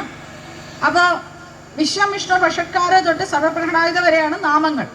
അതിനു മുൻപ് ഈ ചോദിച്ച 6 ചോദ്യങ്ങൾക്ക് ഉത്തരമായിട്ട് യുധിഷ്ഠിരൻ പറയുന്നതാണ് സത്യത്തില് വിഷ്ണു സഹസ്രനാമത്തിലേക്ക് നയിക്കുന്നത്. അപ്പൊ വിഷ്ണു സഹസ്രനാമം എത്രത്തോളം പ്രാധാന്യമുണ്ടെന്നറിയാൻ ഒരു കാര്യം നമ്മൾ മനസ്സിലാക്കണം. വിഷ്ണു സഹസ്രനാമം ആരുടെ മുൻപിൽ വെച്ചാണ് പറയുന്നത്? ഭഗവാൻ ശ്രീഹരി വിഷ്ണുവിന്റെ അല്ലെങ്കിൽ ശ്രീകൃഷ്ണ ഭഗവാന്റെ മുൻപിൽ വെച്ചിട്ടാണ് ഭീഷ്മരെ യുധിഷ്ഠിരനോടും പാണ്ഡവർക്കും പറഞ്ഞു കൊടുക്കുന്നത്. അപ്പൊ ഈ പറഞ്ഞു കൊടുക്കുന്നതിന് സാക്ഷ്യം വഹിച്ചത് ശ്രീകൃഷ്ണ ഭഗവാനാണ്. അതായത് ഭഗവാന്റെ കയ്യൊപ്പോട് കൂടിയ അല്ലെങ്കിൽ ഭഗവാൻ പറഞ്ഞിരിക്കുകയാണ്, ഇത് ഞാൻ സാക്ഷ്യപ്പെടുത്തിയിരിക്കുന്നു, ഇത് സത്യമാണ്. 5000 വർഷങ്ങൾക്ക് മുമ്പ് കുരുക്ഷേത്ര യുദ്ധഭൂമിയിൽ വെച്ചിട്ട് ശരശയിൽ കിടന്ന ഭീഷ്മര് ഭഗവാൻ ശ്രീകൃഷ്ണന്റെ മുൻപിൽ വെച്ച് യുധിഷ്ഠിരനോട് പറഞ്ഞു കൊടുത്ത ഈ ശ്രീ വിഷ്ണു സഹസ്രനാമം ഇത്രയും വർഷങ്ങൾക്ക് ശേഷം ഇന്നും നമ്മൾ ഇത്ര ഭക്തിയോടെ പാരായണം ചെയ്യുകയും അതിലെ പിന്തുടരുകയും ചെയ്യുന്നുണ്ടെങ്കിൽ അതിൻ്റെ മഹാത്മ്യം, വൈശിഷ്ട്യം നമ്മൾ മനസ്സിലാക്കേണ്ടതാണ്. അപ്പൊ അതിനുള്ള ഉത്തരമായിട്ട് അദ്ദേഹം ധാരാളം കാര്യങ്ങൾ പറയുന്നുണ്ട്. അപ്പൊ നമുക്കറിയാം, ഒരാൾ മൃത്യു പ്രതീക്ഷിച്ച് കിടക്കുമ്പോൾ സത്യമേ പറയും. അപ്പൊ അവർക്ക് അസത്യം പറയേണ്ട കാര്യമില്ലല്ലോ. അപ്പൊ എന്തൊക്കെ ഊർജം അല്ലെങ്കിൽ എന്തൊക്കെ ശക്തി, അറിവ്, ജ്ഞാനം എല്ലാം ആർജിച്ചിട്ടുണ്ടോ അതെല്ലാമാണ് അദ്ദേഹം അവിടെ ആ സമയത്ത് പറയുന്നത്. അപ്പൊ ആദ്യം തുടങ്ങുന്നത് എങ്ങനെയാണ്? ജഗത് പ്രഭും ദേവദേവമനന്തം പുരുഷോത്തമം സ്തുമന്നാമ സഹസ്രേണ പുരുഷ സതതോത്ഥിത. ജഗത് പ്രഭും ദേവദേവമനന്തം എന്ന് പറയുന്നത് അനന്തകോടി ദേവന്മാരുടെയും ദേവനായിട്ടുള്ള പുരുഷോത്തമനായിട്ടുള്ള ആ ജഗത് പ്രഭു, ജഗത്തിന്റെ ലോകത്തിന്റെ മുഴുവൻ നേതാവായിട്ടുള്ള അധ്യക്ഷനായിട്ടുള്ള ആ പ്രഭു, ആ ശ്രീഹരി വിഷ്ണു ഭഗവാൻ നാരായണൻ, അദ്ദേഹമാണ് ഒരേ ഒരു ദൈവം. അദ്ദേഹമാണ് പ്രപഞ്ചത്തിന്റെ ഒരേ ഒരു ദൈവം. അദ്ദേഹത്തെയാണ് നമ്മൾ ആശ്രയം പ്രാപിക്കേണ്ടത്. അദ്ദേഹത്തെ പ്രകീർത്തിക്കുകയും സ്തുതിക്കുകയും ചെയ്യുന്നവർക്ക് എല്ലാവിധത്തിലുള്ള ഐശ്വര്യങ്ങളും ഉണ്ടാകും. തമേവ ചാർച്ചയൻ നിത്യം ഭക്ത്യ പുരുഷമവ്യയം ധ്യായൻ സ്തുവൻ നമസ്യം ച യജമാനസ്തമേവ ച. ആ പുരുഷോത്തമനെ, ആ ശ്രീഹരി വിഷ്ണുവിനെ നമ്മൾ നിത്യവും പൂജിക്കുകയും ആദരിക്കുകയും അർച്ചന ചെയ്യുകയും ചെയ്യുക. അപ്പൊ അങ്ങനെയുള്ള ഭഗവാനെ ഭക്തിയോടെ ധ്യാനിക്കുന്നത് വഴി നമ്മുടെ ഉള്ളിൽ ഭഗവത് ഭക്തി ഉണ്ടാവുകയും ഭഗവത് ഊർജം ഉണ്ടാവുകയും നമ്മൾ ഈ പ്രപഞ്ചത്തിലെ ശക്തിയുമായി കണക്റ്റഡ് ആവുകയും ചെയ്യും. അതാണ് ഇതിനകത്തെ പ്രധാന കാര്യം. നമ്മൾ എന്തിനാണ് ഇങ്ങനെയുള്ള സ്തുതികൾ അല്ലെങ്കിൽ ഭഗവത് നാമങ്ങൾ ജപിക്കുന്നതെന്ന് പറഞ്ഞാൽ, നമ്മുടെ ഉള്ളിൽ ജീവാത്മാവുണ്ട്. ജീവാത്മാവ് എന്ന് പറഞ്ഞാൽ പരമാത്മാവ് തന്നതാണ് നമുക്ക്, അദ്ദേഹം കടം തന്നതാണ്. അത് തിരിച്ചു കൊണ്ടുപോകും അല്ലേ? നമ്മൾ ജീവൻ മുക്തരാകുമ്പോൾ തിരിച്ച് അത് പോകും, വേറൊരു ജന്മം സ്വീകരിക്കുകയോ അല്ലെങ്കിൽ മുക്തി നേടുകയോ ചെയ്യും. എന്തായാലും ആ ജീവാത്മാവ് എന്ന് പറയുന്ന ഘടകം ഭഗവാൻ തന്നതാ, കടം തന്നതാ ഈ ശരീരത്തിന് വേണ്ടി. അപ്പൊ ഈ ശരീരത്തില് ആ ജീവാത്മാവിനെ കൊണ്ട് നമ്മളിവിടെ ജീവിക്കുമ്പോൾ നമ്മുടെ ഉള്ളിൽ ഈശ്വരാംശം ഉണ്ട് എന്ന് തിരിച്ചറിവ് നമുക്ക് ഉണ്ടാവണം. അപ്പൊ ആ ഭഗവാൻ എന്ന് പറയുന്ന പരമാത്മാവ് എന്ന് പറയുന്ന ഈ പ്രപഞ്ചം, ഈ ബ്രഹ്മം, അതുമായി നമ്മൾ സദാ ഒരു കണക്ഷൻ ഉണ്ടാവണം. അല്ലെങ്കിൽ നമ്മൾ എപ്പോഴും പറയല്ലേ, ഈ എപ്പോഴും റേഞ്ച് കിട്ടുക എന്നൊക്കെ പറയുന്നത്. അതുപോലെ ഭഗവാനുമായിട്ടുള്ള ആ കണക്ഷൻ സ്ഥാപിക്കുന്നതിനാണ് നമ്മൾ സഹസ്രനാമം പോലുള്ള നാമങ്ങൾ ജപിക്കുന്നത്. അനാദിനിധനം വിഷ്ണും സർവലോകമഹേശ്വരം ലോകാധ്യക്ഷം സ്തുവൻ നിത്യം സർവദുഃഖാദിഗോ ഭവേത്. അതാണ് ജനനം. അപ്പൊ പല ഘട്ടങ്ങളാണ് ഒരു മനുഷ്യന്റെ ജീവിതത്തിൽ. 6 ഘട്ടങ്ങളുണ്ടെന്ന് പറയും. ജനിക്കുക, നിലനിൽക്കുക, പിന്നീട് വളർച്ച, അതായത് പുരോഗതി പ്രാപിക്കുക, പിന്നീട് ക്ഷീണിക്കുക, നാശം സംഭവിക്കുക, മരിക്കുക, ഇങ്ങനെ പല ഘട്ടങ്ങളാണ്. ഈ 6 ഘട്ടങ്ങളൊന്നും തന്നെ ബാധിക്കാത്ത ഒരാളാണ് ശ്രീഹരി വിഷ്ണു ഭഗവാൻ, ആ ജഗത് പ്രഭു. അദ്ദേഹത്തിന് ഇതൊന്നുമില്ല. അദ്ദേഹത്തിന് എന്താ പറയണ, അജം എന്ന് പറയുന്നത്. അപ്പൊ എന്താ അജ എന്ന് പറഞ്ഞാൽ എന്താ അർത്ഥം? അജ എന്ന് പറഞ്ഞാൽ ജനിക്കാത്തവൻ. അദ്ദേഹത്തിന് ഒരു നാമമാണ്. അപ്പൊ ജനന മരണ നാശങ്ങളൊന്നും തന്നെ സംഭവിക്കാത്ത ആ ശ്രീഹരി വിഷ്ണു, ആ ശ്രീഹരി വിഷ്ണുവിനെ നമ്മൾ നമിക്കുക, പ്രാർത്ഥിക്കുക, അദ്ദേഹത്തിൽ നമ്മൾ സ്വയം സമർപ്പിക്കുക, അല്ലെങ്കിൽ ശരണാഗതി അടയുക എന്ന് പറയും. ഭഗവാനിൽ ശരണാഗതി അടയുന്നതോടുകൂടി എല്ലാ ദുഃഖങ്ങളിൽ നിന്നും നമുക്ക് മോചനം ലഭിക്കുന്നതാണ്. അപ്പൊ എല്ലാ സംസാര ദുഃഖങ്ങളിൽ നിന്നും മോചനം ലഭിക്കുന്നതിന് ശ്രീഹരി വിഷ്ണുവിനെ നമ്മൾ ആശ്രയിക്കണം, അദ്ദേഹത്തിൽ ശരണം പ്രാപിക്കുക.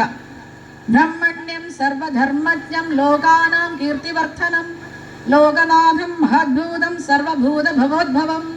എല്ലാ ഭൂതങ്ങളും അല്ലെങ്കിൽ എല്ലാ ജീവനുള്ള വസ്തുക്കളും സർവചരാചരങ്ങളും ഉത്ഭവമായിട്ടുള്ളത് അല്ലെങ്കിൽ ജനിച്ചത് ഭഗവാനിൽ നിന്നാണ്. ആ ഭഗവാൻ തന്നെയാണ് നമ്മളെ നിലനിർത്തുന്നതും അതുപോലെ നമ്മൾക്ക് വേണ്ടിയിട്ടുള്ള സംരക്ഷണം നൽകിക്കൊണ്ടിരിക്കുന്നതും ആ ഭഗവാനാണ്. ആ ഭഗവാൻ ആരാണ്? ശ്രീഹരി വിഷ്ണു അല്ലാതെ മറ്റാരുമല്ല. ഏഷാമേ സർവധർമാണാം ധർമ്മോ അധികതമോ മതഃ യത്ഭക്ത്യാ പുണ്ഡരീകാക്ഷം സ്തവേരർച്ചൈന്നരഃ സദാ. അത് അദ്ദേഹം പറയുകയാണ്, ശ്രീഹരി വിഷ്ണുവാണ് ഈ ലോകത്തില് ഏറ്റവും നമ്മൾക്ക് അർച്ചന ചെയ്യാൻ, ആരാധിക്കുവാൻ അല്ലെങ്കിൽ ആശ്രയിക്കാൻ പറ്റുന്ന ഒരേ ഒരു ദൈവം പുണ്ടരീകാക്ഷൻ എന്നാ പറയുന്നത്. പുണ്ടരീകം എന്ന് പറഞ്ഞാൽ വെളുത്ത താമര എന്നാണ് അർത്ഥം. പലപ്പോഴും ശ്രീഹരി വിഷ്ണുവിന്റെ കണ്ണുകളാണ് അദ്ദേഹത്തിന്റെ ഐഡന്റിറ്റി ആയിട്ട് പറയുന്നത്. കണ്ണുകൾ, താമര നയനൻ അല്ലേ, അല്ലെങ്കിൽ അരവിന്ദ നയനൻ എന്നൊക്കെ പറയും. അപ്പൊ അദ്ദേഹത്തിന്റെ കണ്ണ് അദ്ദേഹത്തിന്റെ ഐഡന്റിറ്റിയാണ്. അതാണ് അദ്ദേഹത്തിന്റെ പ്രത്യേകത. താമര ഇതൾ പോലെ നീണ്ടിടംപെട്ട മിഴികളോടുകൂടിയ ഭഗവാൻ. പുണ്ടരീകം എന്ന് പറഞ്ഞാൽ വെളുത്ത താമരയാണ്. അപ്പൊ വെളുത്ത താമരയുടെ നമ്മളിങ്ങനെ തണ്ടെടുത്താൽ അതിന്റെ രണ്ടറ്റത്തും ചെറിയൊരു രക്തശോഭ കാണും. അതിന്റെ വേറെ ഉണ്ട്, പല പല പേരുകളിൽ ഭഗവാന്റെ കണ്ണുകളെ കുറിച്ച് പറയുന്നുണ്ട്. അത് പല നാമങ്ങളിൽ നമുക്ക് കാണാവുന്നതാണ്. അപ്പൊ പുണ്ടരീകാക്ഷനായിട്ടുള്ള ആ ഭഗവാനെ പ്രാർത്ഥിക്കുക. എല്ലാ ധർമ്മത്തിലും ഏറ്റവും ഉന്നതമായ ധർമ്മം, അതായത് യുധിഷ്ഠിരൻ ചോദിച്ചല്ലോ ഏറ്റവും വലിയ ധർമ്മം ഏതാണ്, എന്ത് ധർമ്മമാണ് ഞാൻ ചെയ്യേണ്ടത് എന്ന് ചോദിച്ചു. അപ്പോൾ ഭീഷ്മർ പറയണ എൻ്റെ അഭിപ്രായത്തിൽ ആ ഭഗവാനെ ഭജിക്കുക, ശ്രീഹരി വിഷ്ണുവിനെ ഭജിക്കുക, അദ്ദേഹത്തെ സ്തുതിക്കുക എന്നുള്ളതാണ് ഏറ്റവും വലിയ ധർമ്മം എന്നാണ് പറയുന്നത്. എൻ്റെ അഭിപ്രായത്തിൽ അതാണ് ചെയ്യേണ്ടത് എന്ന് അദ്ദേഹം പറയുന്നു. അങ്ങ് എങ്ങനെയുള്ള ഭഗവാനാണ്? പരമം യോ മഹത്തേജ, പരമം യോ മഹത്തപ, പരമം യോ മഹദ്ബ്രഹ്മ, പരമമ്യ പരായണം. ഏറ്റവും തേജസ്സുള്ള, തേജസ്സുകളിൽ തേജസ്സുള്ള, അല്ലെങ്കിൽ മഹത്തായ തപസ്സായ, ഏറ്റവും വലിയ പ്രകാശമായിട്ടുള്ള, ഏറ്റവും വലിയ ബ്രഹ്മമായിട്ടുള്ള, ബ്രഹ്മം പരബ്രഹ്മം തന്നെയായിട്ടുള്ള ആ ശ്രീഹരി വിഷ്ണുവിനെയാണ് നമ്മൾ ഏകദൈവമായി കണക്കാക്കേണ്ടതും അദ്ദേഹത്തെയാണ് ഭജിക്കേണ്ടതും അദ്ദേഹത്തെയാണ് ആശ്രയിക്കേണ്ടതും. അങ്ങനെയുള്ള നമ്മൾക്കാണ് സർവ്വ ഐശ്വര്യങ്ങളും വരിക എന്നാണ് ഭീഷ്മ പിതാമഹൻ പറഞ്ഞത്. ഇത് ഭീഷ്മര് പറഞ്ഞതാണ്. അപ്പൊ മനസ്സിലാക്കണം, ഇത് ഞാൻ പറഞ്ഞല്ല, ഭീഷ്മര് പറഞ്ഞാണ്. അപ്പൊ ഭീഷ്മര് പിന്നീട് എന്ത് പറയുന്നുണ്ട്? ഇത് ഭീഷ്മരല്ല പറഞ്ഞത്, ഇതിനു മുൻപ് തന്നെ ധാരാളം ഋഷിമാർ പറഞ്ഞിട്ടുള്ളതാണ് ഞാൻ പറയുന്നത്. അതായത് പണ്ട് തൊട്ടേ ഉണ്ട്. ഈ വിഷ്ണു സഹസ്രനാമം എന്ന് പറയുന്ന മഹാഭാരതത്തിൽ എടുത്തെഴുതിയിട്ടുണ്ടെങ്കിലും ഇതിനെക്കുറിച്ച് വളരെ പണ്ട് തന്നെ ഋഷിമാര് പറഞ്ഞിരുന്നതാണ്. അപ്പൊ യുഗങ്ങളായ ഋഷിമാര് പറയുന്ന ഒരൊറ്റ കാര്യമേ ഉള്ളൂ, ശ്രീഹരി വിഷ്ണുവിനെ ആശ്രയിക്കൂ, അദ്ദേഹത്തെ സ്തുതിക്കൂ, അദ്ദേഹത്തെ പ്രാർത്ഥിക്കൂ. അതോടുകൂടി നിങ്ങൾ എന്താഗ്രഹിക്കുന്നു ആഗ്രഹം നടന്നിരിക്കും. ഇത് ഞാനും ഇവിടെ സമ്മതിക്കുകയാണ്. എൻ്റെ ജീവിതത്തിലുണ്ടായ മാറ്റങ്ങൾക്കും കാരണം ശ്രീഹരി വിഷ്ണുവിനെ സ്തുതിക്കുന്ന ഈ സഹസ്രനാമം നിരന്തരം ജപിച്ചത് കൊണ്ടുണ്ടായ മാറ്റാണ്. പവിത്രാണാം പവിത്രം മംഗളാനാം ച മംഗളം ദൈവതം ദേവതാനാം ച ഭൂതാനാം വ്യയപിത. അപ്പൊ പവിത്രങ്ങളിൽ പവിത്രമായിട്ടുള്ളതും മംഗളങ്ങളിൽ മംഗളമായിട്ടുള്ളതുമായിട്ടുള്ള ആ ശ്രീഹരി വിഷ്ണുവിനെ സകല ദേവങ്ങളുടെയും ദേവനായിട്ടുള്ള സർവ്വചരാചരങ്ങൾക്കും എല്ലാ ചരാചരങ്ങളും നിർമ്മിച്ചിട്ടുള്ള, അല്ലെങ്കിൽ എല്ലാ ചരാചരങ്ങൾക്കും ഉത്ഭവമായിട്ടുള്ള ശ്രീമൻ നാരായണനാണ് നമ്മൾ ആശ്രയിക്കേണ്ട ഏക ദൈവമെന്ന് ഭീഷ്മ പിതാമഹൻ പറയുകയാണ്. യതഃ സർവാണി ഭൂതാനി ഭവന്ത്യാദിയുഗാഗമേ യസ്മിശ്ച പ്രളയം യാന്തി പുനരേവ യുഗക്ഷേ തസ്യ ലോകപ്രധാനസ്യ ജഗന്നാഥസ്യ ഭൂപതേ വിഷ്ണോ നാമ സഹസ്രം മേ ശൃണു പാപ ഭയാപഹം. ഇവിടെയാണ് ആരിൽ നിന്നാണോ, അതെ എന്തിൽ നിന്നാണോ ഈ ലോകമുണ്ടായത്, ഈ പ്രപഞ്ചമുണ്ടായത്, ഈ പ്രളയാന്ത്യത്തിൽ അല്ലെ യുഗാരംഭത്തിൽ എന്തിൽ നിന്നുണ്ടായോ, എന്തിൽ നിന്ന് ചെന്നാണോ അവസാനിച്ചത്, അല്ലെങ്കിൽ എന്തിൽ ചെന്ന് ചേർന്നുവോ അത് ശ്രീഹരി വിഷ്ണു തന്നെയാണ്. അപ്പൊ വീണ്ടും യുഗാരംഭത്തിൽ വീണ്ടും ആ എല്ലാ ചരാചരങ്ങൾക്കും സൃഷ്ടികർമ്മങ്ങൾ നടത്തുകയും നിലനിൽക്കുകയും പിന്നീട് നാശസമയത്ത് ഭഗവാനിലേക്ക് അവ എത്തിച്ചേരുകയും ചെയ്യുന്നു. ഇങ്ങനെ ആ ചക്രം തുടർന്നുകൊണ്ടേയിരിക്കും. അതിനെല്ലാം കാരണക്കാരനായത് ശ്രീഹരി വിഷ്ണുവാണ്. അങ്ങനെയുള്ള ജഗന്നാഥൻ, ജഗത്തിന് മുഴുവൻ നാഥനായിട്ടുള്ള ശ്രീഹരി വിഷ്ണുവിനെയാണ് പ്രാർത്ഥിക്കേണ്ടത്. ഭൂപതേ, ഇവിടെ ഭൂപതേ എന്ന് വിളിക്കുന്നത് രാജാവേ, അതായത് യുധിഷ്ഠിരനാണല്ലോ സംസാരം ചെയ്യുന്നത്. അപ്പോൾ യുധിഷ്ഠിരനോട് പറയണം, രാജാവേ യുധിഷ്ഠിര ഇതാണ് ചെയ്യേണ്ടത്, ഇങ്ങനെയുള്ള ജഗന്നാഥനെയാണ് നമ്മൾ ആശ്രയിക്കേണ്ടത്. അതുകൊണ്ട് അങ്ങനെയുള്ള ജഗന്നാഥനെ ആശ്രയിക്കേണ്ടതിന് വേണ്ടിയിട്ടുള്ള സർവ്വ പാപങ്ങളും എല്ലാ ഭയങ്ങളും നീക്കം ചെയ്യുന്ന സർവ്വ ഐശ്വര്യങ്ങൾക്കും നിദാനമാകുന്ന ശ്രീ വിഷ്ണു സഹസ്രനാമം ഞാൻ നിങ്ങൾക്ക് പറഞ്ഞു തരാം, കേട്ടാലും രാജാവേ. ഇതാണ് ഇവർ തമ്മിലുള്ള സംഭാഷണത്തിന്റെ ഉത്തരം. ആദ്യം അദ്ദേഹം ചോദ്യങ്ങൾ ചോദിക്കുന്നു, പിന്നീട് ഈ ഉത്തരങ്ങൾ പറയുന്നു. അപ്പൊ അങ്ങനെയുള്ള നാമങ്ങൾ ഭീഷ്മര് പറയുകയാണ്. അപ്പൊ ഭീഷ്മര് പിന്നെ പറയുന്നുണ്ട്, ഞാൻ പറയുന്നതല്ല, യാനി നാമാനി ഗൗണാനി വിഖ്യാതാനി മഹാത്മനഃ ഋഷീഭി പരിഗീതാനി താനി വക്ഷ്യാമി ഭൂതയേ. പുരാതന കാലത്ത്, പ്രാചീന കാലത്ത് ഋഷിമാർ പറഞ്ഞിരുന്ന നാമങ്ങൾ തന്നെയാണ് ഇത്. പണ്ട് കാലം മുതൽക്കേ പറഞ്ഞിരുന്നു, ഇപ്പോൾ പറയുന്നതല്ല. അപ്പോൾ ഇത് ഞാൻ ഇപ്പോൾ ഉണ്ടാക്കി പറഞ്ഞതല്ല, കാലാകാലങ്ങളായി യുഗങ്ങളായിട്ട് ഋഷിമാര് പറഞ്ഞിരുന്ന നാമങ്ങളാണിവ. ഇവയൊക്കെ ജപിക്കുന്നത് കൊണ്ട് അങ്ങേക്ക് ശ്രേയസ് ഉണ്ടാകും, എല്ലാ പാപങ്ങളിൽ നിന്നും കരകയറും, എല്ലാ ദുഃഖങ്ങളിൽ നിന്നും മോചനമുണ്ടാകും. അദ്ദേഹത്തിനോട് പറഞ്ഞു കൊടുക്കണം. അതായത് വളരെ ദുഃഖിതനാണല്ലോ യുധിഷ്ഠിരൻ. അപ്പൊ ഇതെല്ലാം കേൾക്കുന്ന പാണ്ഡവർക്കും എല്ലാം ആശ്വാസം. അപ്പം ഭീഷ്മര് പറയുന്നുണ്ട്, ഇതിനെല്ലാം ജഗത്തിന് മുഴുവൻ നാഥനായിട്ടുള്ള ഒരാളാണ് തൊട്ടടുത്ത് നിൽക്കുന്നത്. അദ്ദേഹം തന്നെയാണ് സർവ്വതിനും അധിപതി. ആരാണ്? ശ്രീകൃഷ്ണ ഭഗവാൻ. അപ്പൊ ശ്രീകൃഷ്ണ ഭഗവാൻ എല്ലാം കേട്ടുകൊണ്ട്, അതായത് അദ്ദേഹത്തിന് വേണമെങ്കിൽ തന്നെ പറയാം അല്ലേ, അതായത് തന്നെത്താനെ പറഞ്ഞതെന്ന് ഭഗവത്ഗീത എങ്ങനെ ജീവിക്കണം, അല്ലെങ്കിൽ എങ്ങനെയായിരിക്കണം നമ്മൾ ഓരോ പ്രവർത്തനങ്ങൾ ചെയ്യേണ്ടത്, കർമ്മം എന്താണ്, ജ്ഞാനയോഗം എന്താണ്, ഇങ്ങനെയുള്ള കാര്യങ്ങൾ അദ്ദേഹം നേരിട്ടാണ് പറഞ്ഞത്. അദ്ദേഹത്തിന് വേണമെങ്കിൽ പറയാം, പക്ഷേ ഇതങ്ങനെയല്ല. അദ്ദേഹത്തിനെ മുൻനിർത്തി, അല്ലെങ്കിൽ അദ്ദേഹത്തിന്റെ മുൻപിൽ അദ്ദേഹത്തിനെ സാക്ഷിയാക്കിക്കൊണ്ട് ഭീഷ്മ പിതാമഹനാണ് ഇത് പാണ്ഡവർക്ക് പറഞ്ഞു കൊടുക്കുന്നുണ്ട്. അപ്പൊ അത്രത്തോളം ശ്രേയസ്കരമാണ് വിഷ്ണു സഹസ്രനാമം എന്ന് നമ്മൾ മനസ്സിലാക്കണം. ഈ വിഷ്ണു സഹസ്രനാമം നിത്യവും ജപിക്കുന്നതിലൂടെ നമ്മൾ എന്താണോ ആഗ്രഹിക്കുന്നത് ആഗ്രഹങ്ങളെല്ലാം സാധ്യമാകും. അത് നമ്മൾ ഫലശ്രുതി നോക്കിയാൽ മനസ്സിലാവും. ഫലശ്രുതിയിലെ പറയുന്നുണ്ട്, എന്തൊക്കെ ആഗ്രഹങ്ങളുണ്ടോ, ഇപ്പൊ നിങ്ങൾക്ക് അർത്ഥം വേണമെന്നാണോ, അതായത് സമ്പത്ത് വേണം, ഐശ്വര്യം വേണമെന്നാണോ, അത് നിങ്ങൾക്ക് ലഭിക്കും. അതല്ല, കുട്ടികളില്ലാത്തവർക്ക് കുട്ടികൾ ഉണ്ടാവണമെന്നാണോ, അതും ലഭിക്കും.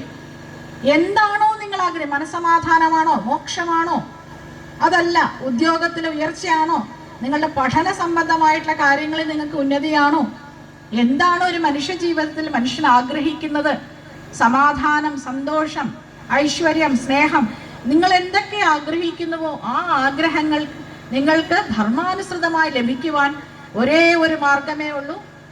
ഇപ്പോഴും എപ്പോഴും ഞാൻ പറയുകയാണ്, ശ്രീ വിഷ്ണു സഹസ്രനാമമാണ്. ശ്രീ വിഷ്ണു സഹസ്രനാമത്തെ നിങ്ങൾ ഭക്തിയോടെ ഇന്ന് തൊട്ട് നിത്യവും ജപിച്ചു നോക്കൂ. അത് നിങ്ങളുടെ ജീവിതത്തിൽ ഉണ്ടാക്കുന്ന മാറ്റങ്ങൾ നിങ്ങളെ അത്ഭുതപരതന്ത്രരാക്കും. കാരണം അത് അത്യത്ഭുതകരമായ കാര്യമാണ്. നിങ്ങൾ വിചാരിക്കാത്ത രീതിയിൽ നിങ്ങളെ അത് കൊണ്ടുപോകും. ഇപ്പോൾ ഞാൻ ഇവിടെ ഇരുന്ന് ഇങ്ങനെ സംസാരിക്കുന്നുണ്ടെങ്കിൽ, അല്ലെങ്കിൽ ഈ ക്ഷേത്രത്തിലേക്ക് എനിക്ക് എത്തിപ്പറ്റാൻ സാധിച്ചിട്ടുണ്ടെങ്കിൽ അത് വിഷ്ണു സഹസ്രനാമം കാരണമാണ്. വിഷ്ണു സഹസ്രനാമം ജപിച്ച് അതിനെക്കുറിച്ച് പഠിച്ച് അത് പല ക്ഷേത്രങ്ങളിലും പോയി ജപിച്ചുകൊണ്ടിരിക്കുന്ന ഞാൻ ഇവിടെ എത്തിച്ചേരണം എന്നുണ്ടെങ്കിൽ അതുമായി ബന്ധപ്പെട്ട കാര്യങ്ങളിൽ ഏർപ്പെടുത്തുന്നുണ്ട്. അത് ശ്രീ ഗുരുവായൂരപ്പൻ്റെ അനുഗ്രഹമാണ്, ശ്രീഹരി വിഷ്ണുവിൻ്റെ അനുഗ്രഹമാണ്. അല്ലെങ്കിൽ നിങ്ങളോടൊപ്പം ഇരുന്ന് ഇതിനെക്കുറിച്ച് സംസാരിക്കാൻ എനിക്ക് എങ്ങനെയാണ് സാധിക്കുക? ഇവിടെ വന്നിരുന്ന ഈ ചെറിയ ഗ്രാമത്തിലെ ഇത്രയും ആൾക്കാർ ഇവിടെ വന്നിരുന്നത് കേൾക്കുന്നുണ്ടെങ്കിൽ നിങ്ങളുടെ കർമ്മഫലമായിട്ടാണ് നിങ്ങൾ ഇവിടെ വന്നത്. ഇത് കേൾക്കണം എന്നുള്ളത് നിങ്ങളുടെ കർമ്മത്തിൽ പറഞ്ഞിട്ടുള്ളതാണ്. നമ്മൾ നമ്മുടെ കർമ്മത്തിലല്ലാതെ മറ്റൊന്നും ചെയ്യുന്നില്ല. എൻ്റെ കർമ്മഫലമായിട്ട്, മുജ്ജന്മ സുഹൃത ഫലമായിട്ട് എനിക്കിവിടെ വരാൻ സാധിച്ചു, നിങ്ങളോട് സംസാരിക്കാൻ സാധിക്കുന്നു. അതുപോലെ ഇതിനെക്കുറിച്ച് കേൾക്കാനും അറിയാനും നിങ്ങളുടെ കർമ്മത്തിലും അതിനുള്ള ഭാഗ്യമുണ്ട്. അതുകൊണ്ടാണ് വിഷ്ണുവിനെക്കുറിച്ചും സഹസ്രനാമത്തെക്കുറിച്ചും ശ്രീഹരി വിഷ്ണുവിൻ്റെ മഹാത്മ്യത്തെക്കുറിച്ചുമൊക്കെ നിങ്ങൾക്ക് കേൾക്കാൻ സാധിക്കുന്നത്. അത് തന്നെ മഹാപുണ്യമാണ്.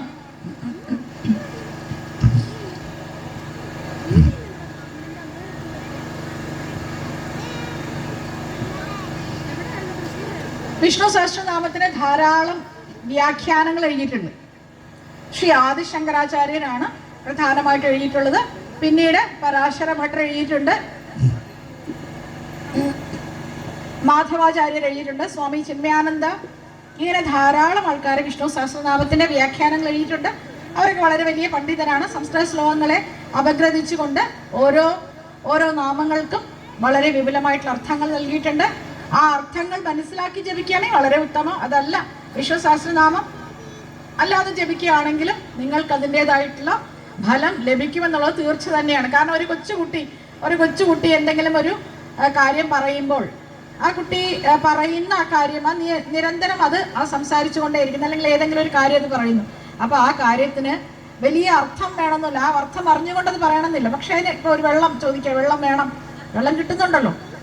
ഒരു കൊച്ചുകുട്ടിയെ അതിനെക്കുറിച്ച് കൂടുതൽ അറിയില്ല, ദാഹിക്കുന്ന വെള്ളം വേണം. ഇതുപോലെ നമ്മൾ ഓരോ നാമങ്ങളെക്കുറിച്ചും വിശദമായി വലിയ പണ്ഡിതരെ പോലെ പഠിച്ചില്ലെങ്കിലും നമ്മൾ ആ നാമങ്ങൾ ജപിക്കുകയാണെങ്കിൽ ക്രമേണ അതറിയാനുള്ള ഒരു ഉത്സുകത നമ്മളിൽ വരും. പിന്നീട് നമ്മൾ നാമജപത്തെ കൂടുതൽ ഗൗരവതരമായി കാണുകയും നമുക്ക് കൂടുതൽ അതിലേക്ക് അതിൻ്റെ ആശ്രയഭാവത്തിലേക്ക് എത്തിച്ചേരാനും സാധിക്കും. അപ്പൊ ആദിശങ്കരൻ ഇതിന്റെ വ്യാഖ്യാനം എഴുതിയതിനെ കുറിച്ചൊരു കഥ തന്നെയുണ്ട്. ഒത്തിരി സമയമില്ല, ഞാൻ വേഗം പറഞ്ഞു തീർക്കാം. ആദിശങ്കരൻ ഇപ്പോഴ് കശ്മീരിൽ ഉള്ള, അതായത് പാക് ഓക്യുപ്പേഷൻ കശ്മീരിലുള്ള ശാരദാമഠം എന്നൊരു ക്ഷേത്രമുണ്ട്. ശാരദാദേവി ക്ഷേത്രമാണ് അത്. അവിടെ പിന്നീട് തകർക്കപ്പെട്ടിരിക്കുന്നു. ഇപ്പൊ അത് വീണ്ടും പുനർനിർമ്മിച്ചു കൊണ്ടിരിക്കുകയാണ്. അപ്പൊ അവിടെ വെച്ചിട്ട് അത് ലോകത്തിലെ ഏറ്റവും വലിയ വേദങ്ങളുടെ ലൈബ്രറി ആയിട്ടാണ് അറിയപ്പെട്ടത്, ഗ്രന്ഥശാലയാണ്. അവിടെ ഇതിന്റെ എല്ലാം താളിയോല ഗ്രന്ഥങ്ങൾ സൂക്ഷിച്ചിരുന്നു ഒരു കാലത്ത്, ശങ്കരാചാര്യരുടെ കാലത്ത്. ശങ്കരാചാര്യ അറിയാലോ, കാലടിയിൽ നിരവധി തവണ ഹിമാലയത്തിൽ പോയിട്ട് വന്ന ആളാണ്. അപ്പൊ അദ്ദേഹത്തിന് ലളിതാ സഹസ്രനാമത്തിന്റെ വ്യാഖ്യാനം എഴുതണമെന്ന് വലിയ ആഗ്രഹം ഉണ്ടായി. അങ്ങനെ അദ്ദേഹം അവിടെ ചെന്നു. ശാരദാമഠത്തിൽ ഇരിക്കുന്ന സമയത്ത്, ശാരദാദേവി ക്ഷേത്രത്തില് കശ്മീരില്, അങ്ങനെ ഇരിക്കുമ്പോൾ ശിഷ്യനോട് പറഞ്ഞു, പോയി ലളിതാ സഹസ്രനാമത്തിന്റെ താളിയോല എടുത്തുകൊണ്ട് വരൂ. ശിഷ്യനടുത്ത് പോയി എടുത്തുകൊണ്ട് വന്നു. അപ്പൊ അദ്ദേഹം നോക്കുമ്പോൾ അതിനകത്ത് ആദ്യം പറയുന്നത് ശ്രീമാത ശ്രീമഹാരാജ്യ ശ്രീമത് സിംഹാസനേശ്വരി, അതല്ലല്ലോ, വിശ്വം വിഷ്ണു വഷക്കാരോ, ഇതെങ്ങനെയാ വന്നത്? അപ്പൊ ഇതല്ല ഞാൻ പറഞ്ഞത്, നിങ്ങൾ മാറി എടുത്തോണ്ട് വരും. വീണ്ടും ശിഷ്യൻ പോകുന്നു, വീണ്ടും എടുത്തോണ്ട് വരുന്നു. വീണ്ടും നോക്കുമ്പോൾ വിഷ്ണു സഹസ്രനാമം. അത് കഴിഞ്ഞ് മൂന്നാമതും ശിഷ്യനെ അയച്ചു കഴിഞ്ഞ് ശിഷ്യൻ വീണ്ടും കൊണ്ടുവരുമ്പോൾ ശിഷ്യൻ പറയും, അതിന്റെ കാര്യം എന്ന് വെച്ചാൽ, അകത്തോട്ട് ഞാൻ പോകുമ്പോൾ ഒരു കൊച്ചു പെൺകുട്ടി അകത്ത് നിൽക്കുന്നുണ്ട്. ആ പെൺകുട്ടി എൻ്റെ കയ്യിൽ ഗ്രന്ഥം കണ്ടു പറയും, ഇത് കൊണ്ടു കൊടുക്കാൻ. അങ്ങനെയാണ് ലളിതാ സഹസ്രനാമത്തിന് ഭാഷ്യം എഴുതാൻ പോയ ശങ്കരാചാര്യർക്ക് മനസ്സിലായി, പാർവതീദേവി തന്നെയാണ് കൊച്ചു പെൺകുട്ടിയായിട്ട് നിന്ന് വിഷ്ണു സഹസ്രനാമത്തിന്റെ വ്യാഖ്യാനം എഴുതാൻ ശ്രീ ശങ്കരാചാര്യരോട് പറഞ്ഞതെന്ന്. അങ്ങനെ അദ്ദേഹം ശ്രീ വിഷ്ണു സഹസ്രനാമത്തിന്റെ വ്യാഖ്യാനം എഴുതുകയുണ്ടായി. പക്ഷെ അദ്ദേഹത്തിന് ഒരിക്കലും ലളിതാ സഹസ്രനാമത്തിന്റെ വ്യാഖ്യാനം എഴുതാൻ സാധിച്ചില്ല. അപ്പൊ വിഷ്ണു സഹസ്രനാമത്തിന്റെ വ്യാഖ്യാനം എഴുതണം എന്നുള്ളതായിരുന്നു അദ്ദേഹത്തിന്റെ കർമ്മം. അതുപോലെ തന്നെ വലിയ ശിവഭക്തനായിരുന്നു അല്ലെ ശങ്കരാചാര്യര്. ആദിശങ്കരൻ വലിയ ശിവഭക്തനായിരുന്നു. അദ്ദേഹം തന്നെയാണ് ശിവനെന്നും വിഷ്ണുവെന്നും രണ്ടും രണ്ടല്ല ഒന്ന് തന്നെയാണെന്നുള്ള അദ്വൈത സിദ്ധാന്തം കൊണ്ടുവന്നത്. അദ്ദേഹം ഒരിക്കല് ഗുരുവായൂർ ഉത്സവ സമയത്ത്, ഇതെല്ലാം കേട്ട് കാണും കഥ, ഇങ്ങനെ ആകാശമാർഗേണ പോകുന്ന സമയത്താണ് ഗുരുവായൂരപ്പൻ എഴുന്നള്ളി നിൽക്കുകയാണ് പുറത്ത്. അറിയാമല്ലോ, പുറത്തെഴുന്നള്ളി ഇപ്പൊ മഹാരാജാവിനെ പോലെയാണ് നിൽക്കുന്നത്, അതിസുന്ദരനായിട്ട് ഐശ്വര്യവനായിട്ട് അദ്ദേഹത്തിന്റെ അത്താഴശീവേലി കാണേണ്ടതിന്. അപ്പൊ ഗുരുവായൂരപ്പൻ എഴുന്നള്ളി നിൽക്കുന്ന സമയത്ത് മേളിൽ കൂടെ പോവാണ്, ഇതൊന്നും മൈൻഡ് ചെയ്യില്ല. അപ്പൊ ഭഗവാൻ വിചാരിച്ച, അങ്ങനെ അങ്ങ് പോകണ്ടല്ലോ എന്ന് വെച്ചിട്ട് പിടിച്ച് താഴെ ഇടും. അങ്ങനെ ശ്രീ ശങ്കരാചാര്യർ അവർ താഴെ. ഇന്നും ശങ്കരാചാര്യർ വീണ സ്ഥലം ഒരു നമ്മൾ നാലമ്പലത്തിൽ നോക്കിക്കഴിഞ്ഞാൽ ഒരു ചതുരത്തിൽ അടയാളപ്പെടുത്തിയിട്ടുണ്ട്. അതിന് നേരെ മേളിൽ ഇപ്പോൾ അവിടെ ഒരു ആസ്പെറ്റോസ് ചെയ്തപ്പോൾ അവിടെ ഒരു ചതുരത്തിലാണ് അവിടെ ഒരു ഓട്ട ഇട്ടിട്ടുണ്ട്, അതിൽ കാണാം. അവിടെയാണ്. അങ്ങനെ അദ്ദേഹത്തിന് മനസ്സിലായല്ലോ, ഞാൻ ഇവിടെ ഭഗവാനെ കണ്ട് ഭഗവാന്റെ കാര്യങ്ങളും കൂടെ നോക്കണമല്ലോ, ഭഗവാൻ രണ്ടും രണ്ടല്ലല്ലോ ഒന്നല്ലേ എന്നുള്ള തിരിച്ചറിവ് വരികയും അദ്ദേഹം അവിടെ താമസിച്ചുകൊണ്ട് ഗുരുവായൂരിലെ പൂജാവിധികൾ ചിട്ടപ്പെടുത്തുകയും ചെയ്തു എന്നാണ് കഥ. അങ്ങനെ ശങ്കരാചാര്യരാണ് ഗുരുവായൂര് പൂജാവിധികൾ ചിട്ടപ്പെടുന്നത്. അതിനെങ്ങനെ ഒരു കാരണം കൂടിയുണ്ട്.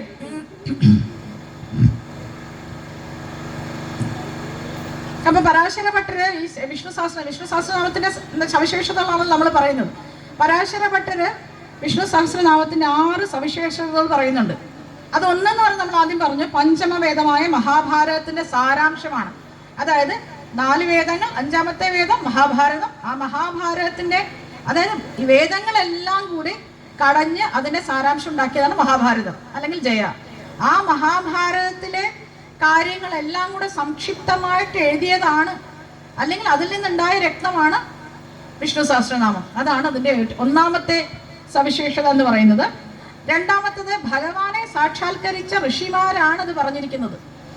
അതായത് ജ്ഞാനി നാമാനി ഗൗണാനി വിഖ്യാതാനി മഹാത്മന എന്ന് പറഞ്ഞല്ലോ. അപ്പൊ അതായത് ഋഷിമാർ, ഋഷി പരിഗീതാനി താനി ഭക്ഷ്യാമി ഭൂതയെ, ഭൂതകാലത്ത് വളരെ പണ്ട് കാലത്ത് ഋഷിമാരാണ് അത് പറഞ്ഞത്. അപ്പൊ അതുകൊണ്ട് ഋഷിമാരാൽ, എങ്ങനെയുള്ള ഋഷിമാർ? ഭഗവാനെ നേരിട്ട് കണ്ടിട്ടുള്ള ഋഷിമാരാൽ പറഞ്ഞിട്ടുള്ള മന്ത്രങ്ങളാണ് വിഷ്ണു സഹസ്രനാമം.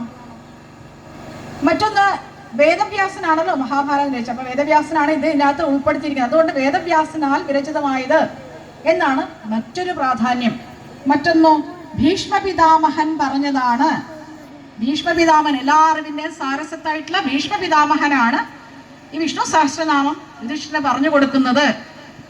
മറ്റൊന്ന്, അഞ്ചാമത്തെ പോയിന്റ് എന്ന് പറഞ്ഞാൽ സകലരാലും അംഗീകരിക്കപ്പെട്ടത്. അതായത് സനാതന ധർമ്മത്തില് മറ്റുള്ള മതങ്ങളെക്കാൾ വ്യത്യാസമുണ്ട്.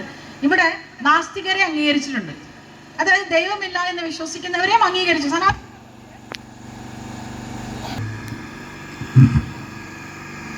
സനാതന ധർമ്മത്തില് അവിശ്വാസികളെന്നോ വിശ്വാസികളെന്നോ എങ്ങനെയൊന്നും മാറ്റി നിർത്തുന്നില്ല. എല്ലാവരും ഒന്ന് തന്നെയാണ്. പിന്നെ മറ്റൊരു പ്രധാനപ്പെട്ട സവിശേഷ സനാതന ധർമ്മത്തിലുണ്ടെന്ന് പറഞ്ഞാൽ നമ്മൾ ചോദ്യം ചോദിച്ചാണ് ദൈവത്തിലേക്ക് എത്തുന്നത്. മറ്റുള്ള മതങ്ങൾ അത് അംഗീകരിക്കില്ല. ചോദ്യങ്ങൾ ചോദിക്കാൻ പാടില്ല. അവർ പറയുന്നത് അംഗീകരിക്കുക, അല്ലെങ്കിൽ അത് വിശ്വസിക്കുക. പക്ഷേ നമ്മളെപ്പോഴും തർക്കശാസ്ത്രത്തിലാണ് വിശ്വസിക്കുന്നത്.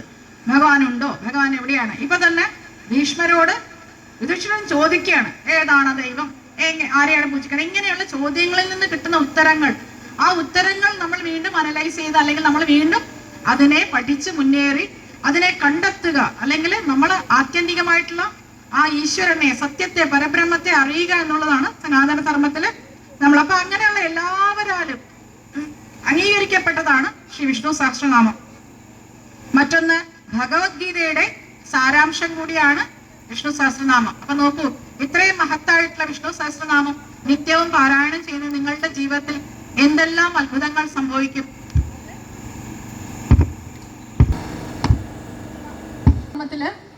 എല്ലാ പ്രകൃതിയിലെ, പ്രപഞ്ചത്തിലെ എല്ലാ ശക്തികളും നമ്മളിൽ തന്നെ കുടികൊള്ളുന്നു, അല്ലെങ്കിൽ നമ്മളിൽ ഈശ്വരൻ ഉണ്ട് എന്നുള്ളൊരു വിശ്വാസമുണ്ട്.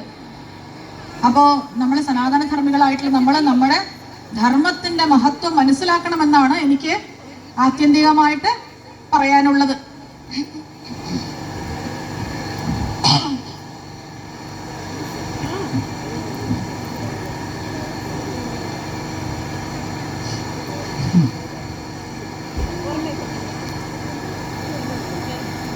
അപ്പോൾ വിഷ്ണു സഹസ്രനാമം എന്ന് പറയുന്ന മഹത്കൃതി, അത് നമ്മൾ പാരായണം ചെയ്യുക എന്ന് പറയുന്നത് നമ്മുടെ ജീവിതത്തിന് ഉത്കൃഷ്ടമായിട്ടുള്ള, അല്ലെങ്കിൽ ഐശ്വര്യമായിട്ടുള്ള കാര്യങ്ങൾക്ക് നിദാനമാകുന്നതാണ്. അപ്പൊ നമ്മളത് അതിനനുസരിച്ച് അങ്ങനെയുള്ള പ്രവർത്തനം ഇന്നേ തുടങ്ങുക. വിശ്വം എന്ന് പറഞ്ഞാൽ പ്രപഞ്ചം തന്നെ. ഭഗവാന്റെ ആദ്യത്തെ പേരതാണ് വിശ്വം. അതായത് ഭഗവാനാണ് വിശ്വം മുഴുവൻ നിറഞ്ഞിരിക്കുന്നത്. അത് തന്നെ വിഷ്ണു. വിഷ്ണു എന്ന് പറഞ്ഞാൽ എന്താ? എല്ലാത്തിലും എത്തിച്ചേരുന്നത്, അല്ലെങ്കിൽ എല്ലാത്തിലും തുളച്ചു കയറുന്നത് എന്നൊക്കെ പറയും. വിഷ് എന്ന് പറയുന്ന ധാതുവിൽ നിന്നാണ് വന്നത്. അപ്പൊ എല്ലാത്തിലേക്കും പ്രസരിപ്പിക്കുന്ന, എല്ലാത്തിലും ഉൾക്കൊള്ളുന്ന, അപ്പൊ നമ്മളിൽ എല്ലാം നിറഞ്ഞു നിൽക്കുന്നവനാണ് വിഷ്ണു. വശക്കാര എന്ന് പറഞ്ഞൊരു മന്ത്രമാണ്. അപ്പൊ ഇങ്ങനെയുള്ള ഓരോ നാമങ്ങളിലും ഓരോ അർത്ഥമുണ്ട്. ഭഗവാൻ സാക്ഷിയാണെന്ന് പറയുന്നുണ്ട്. സാക്ഷി എവിടെയാണ്? നമ്മൾ ചെയ്ത കർമ്മങ്ങൾ കണ്ടുകൊണ്ടിരിക്കുകയാണ്. എങ്ങനെയായിട്ടാണ്? കർമ്മസാക്ഷിയായിട്ടാണ്. സൂര്യൻ, ചന്ദ്രൻ, ദിക്കുകൾ. സൂര്യനും ചന്ദ്രനും ഭഗവാന്റെ കണ്ണുകളായിട്ടാണ് അറിയപ്പെടുന്നത്. ദിക്കുകൾ ഭഗവാന്റെ ചെവികളാണ്. ഇങ്ങനെയുള്ള ഭഗവാൻ ശ്രീഹരി വിഷ്ണു സദാസമയവും നമ്മളോടൊപ്പം നിറഞ്ഞു നിൽക്കുമ്പോൾ നമ്മൾ ഭഗവാനെ സ്തുതിക്കുക, ഭഗവാനെ അറിയുക, ഭഗവാന്റെ നാമങ്ങൾ ജപിക്കുക, ശ്രീ വിഷ്ണു സഹസ്രനാമം ജപിക്കുക. എല്ലാവർക്കും സർവ്വ ഐശ്വര്യങ്ങളും ഉണ്ടാവട്ടെ. ഒരു ശ്ലോകം പറഞ്ഞുകൊണ്ട്, അതായത് ധ്യാന ശ്ലോകത്തിലെ ആദ്യത്തെ ശ്ലോകമാണ്. ആ ശ്ലോകം ജപിക്കുന്നത് ഭഗവാനെ സാക്ഷാത്കരിക്കുന്നതിന് വേണ്ടി, ഭഗവാന്റെ രൂപം ഓർക്കുന്നതിന് വേണ്ടിയാണ്. അത് പറഞ്ഞുകൊണ്ട് നിർത്തുകയാണ്. ക്ഷീരോദന്വത്പ്രദേശേ ശുചിമണി വിലസത് സൈകതേ മൗക്തികാനാം ബാലാക്ലുപ്താസനസ്ത സ്ഫടികമണിനിഭൈർ മൗക്തികൈർമണ്ഡിതാംഗ ശുഭ്രൈരഭ്രൈരഥഭ്രൈരുപരിവിരജിതൈർ മുക്തപീയൂഷവർഷൈ ആനന്ദീന പുനീയാദരിലനലഗതാ ശംഖപാണിർമുകുന്ദ. ഭഗവാൻ ആ ക്ഷീരസാഗരത്തിന്റെ കരയിൽ ഇരിക്കുന്ന ആ രൂപമാണ്. ഭഗവാൻ ഉണർന്നാണ് ഇരിക്കുന്നത്. എന്തുകൊണ്ടാണ്? നമ്മൾ പ്രാർത്ഥിക്കുമ്പോൾ ഭഗവാൻ ഉണർന്നിരിക്കും. നമ്മൾ ഭഗവാനെ പ്രാർത്ഥിക്കാത്ത ഭഗവാൻ ഉറങ്ങിയിരിക്കും. അതാണ്. അപ്പൊ ഭഗവാനെ എപ്പോഴും പ്രാർത്ഥിച്ചുകൊണ്ട് ഉണർത്തിയിരിക്കുക. എല്ലാവർക്കും സർവൈശ്വര്യങ്ങളും ഉണ്ടാവട്ടെ, സർവമംഗളങ്ങളും ഉണ്ടാവട്ടെ. ഹരേ കൃഷ്ണ, സർവം കൃഷ്ണാർപ്പണമസ്തു.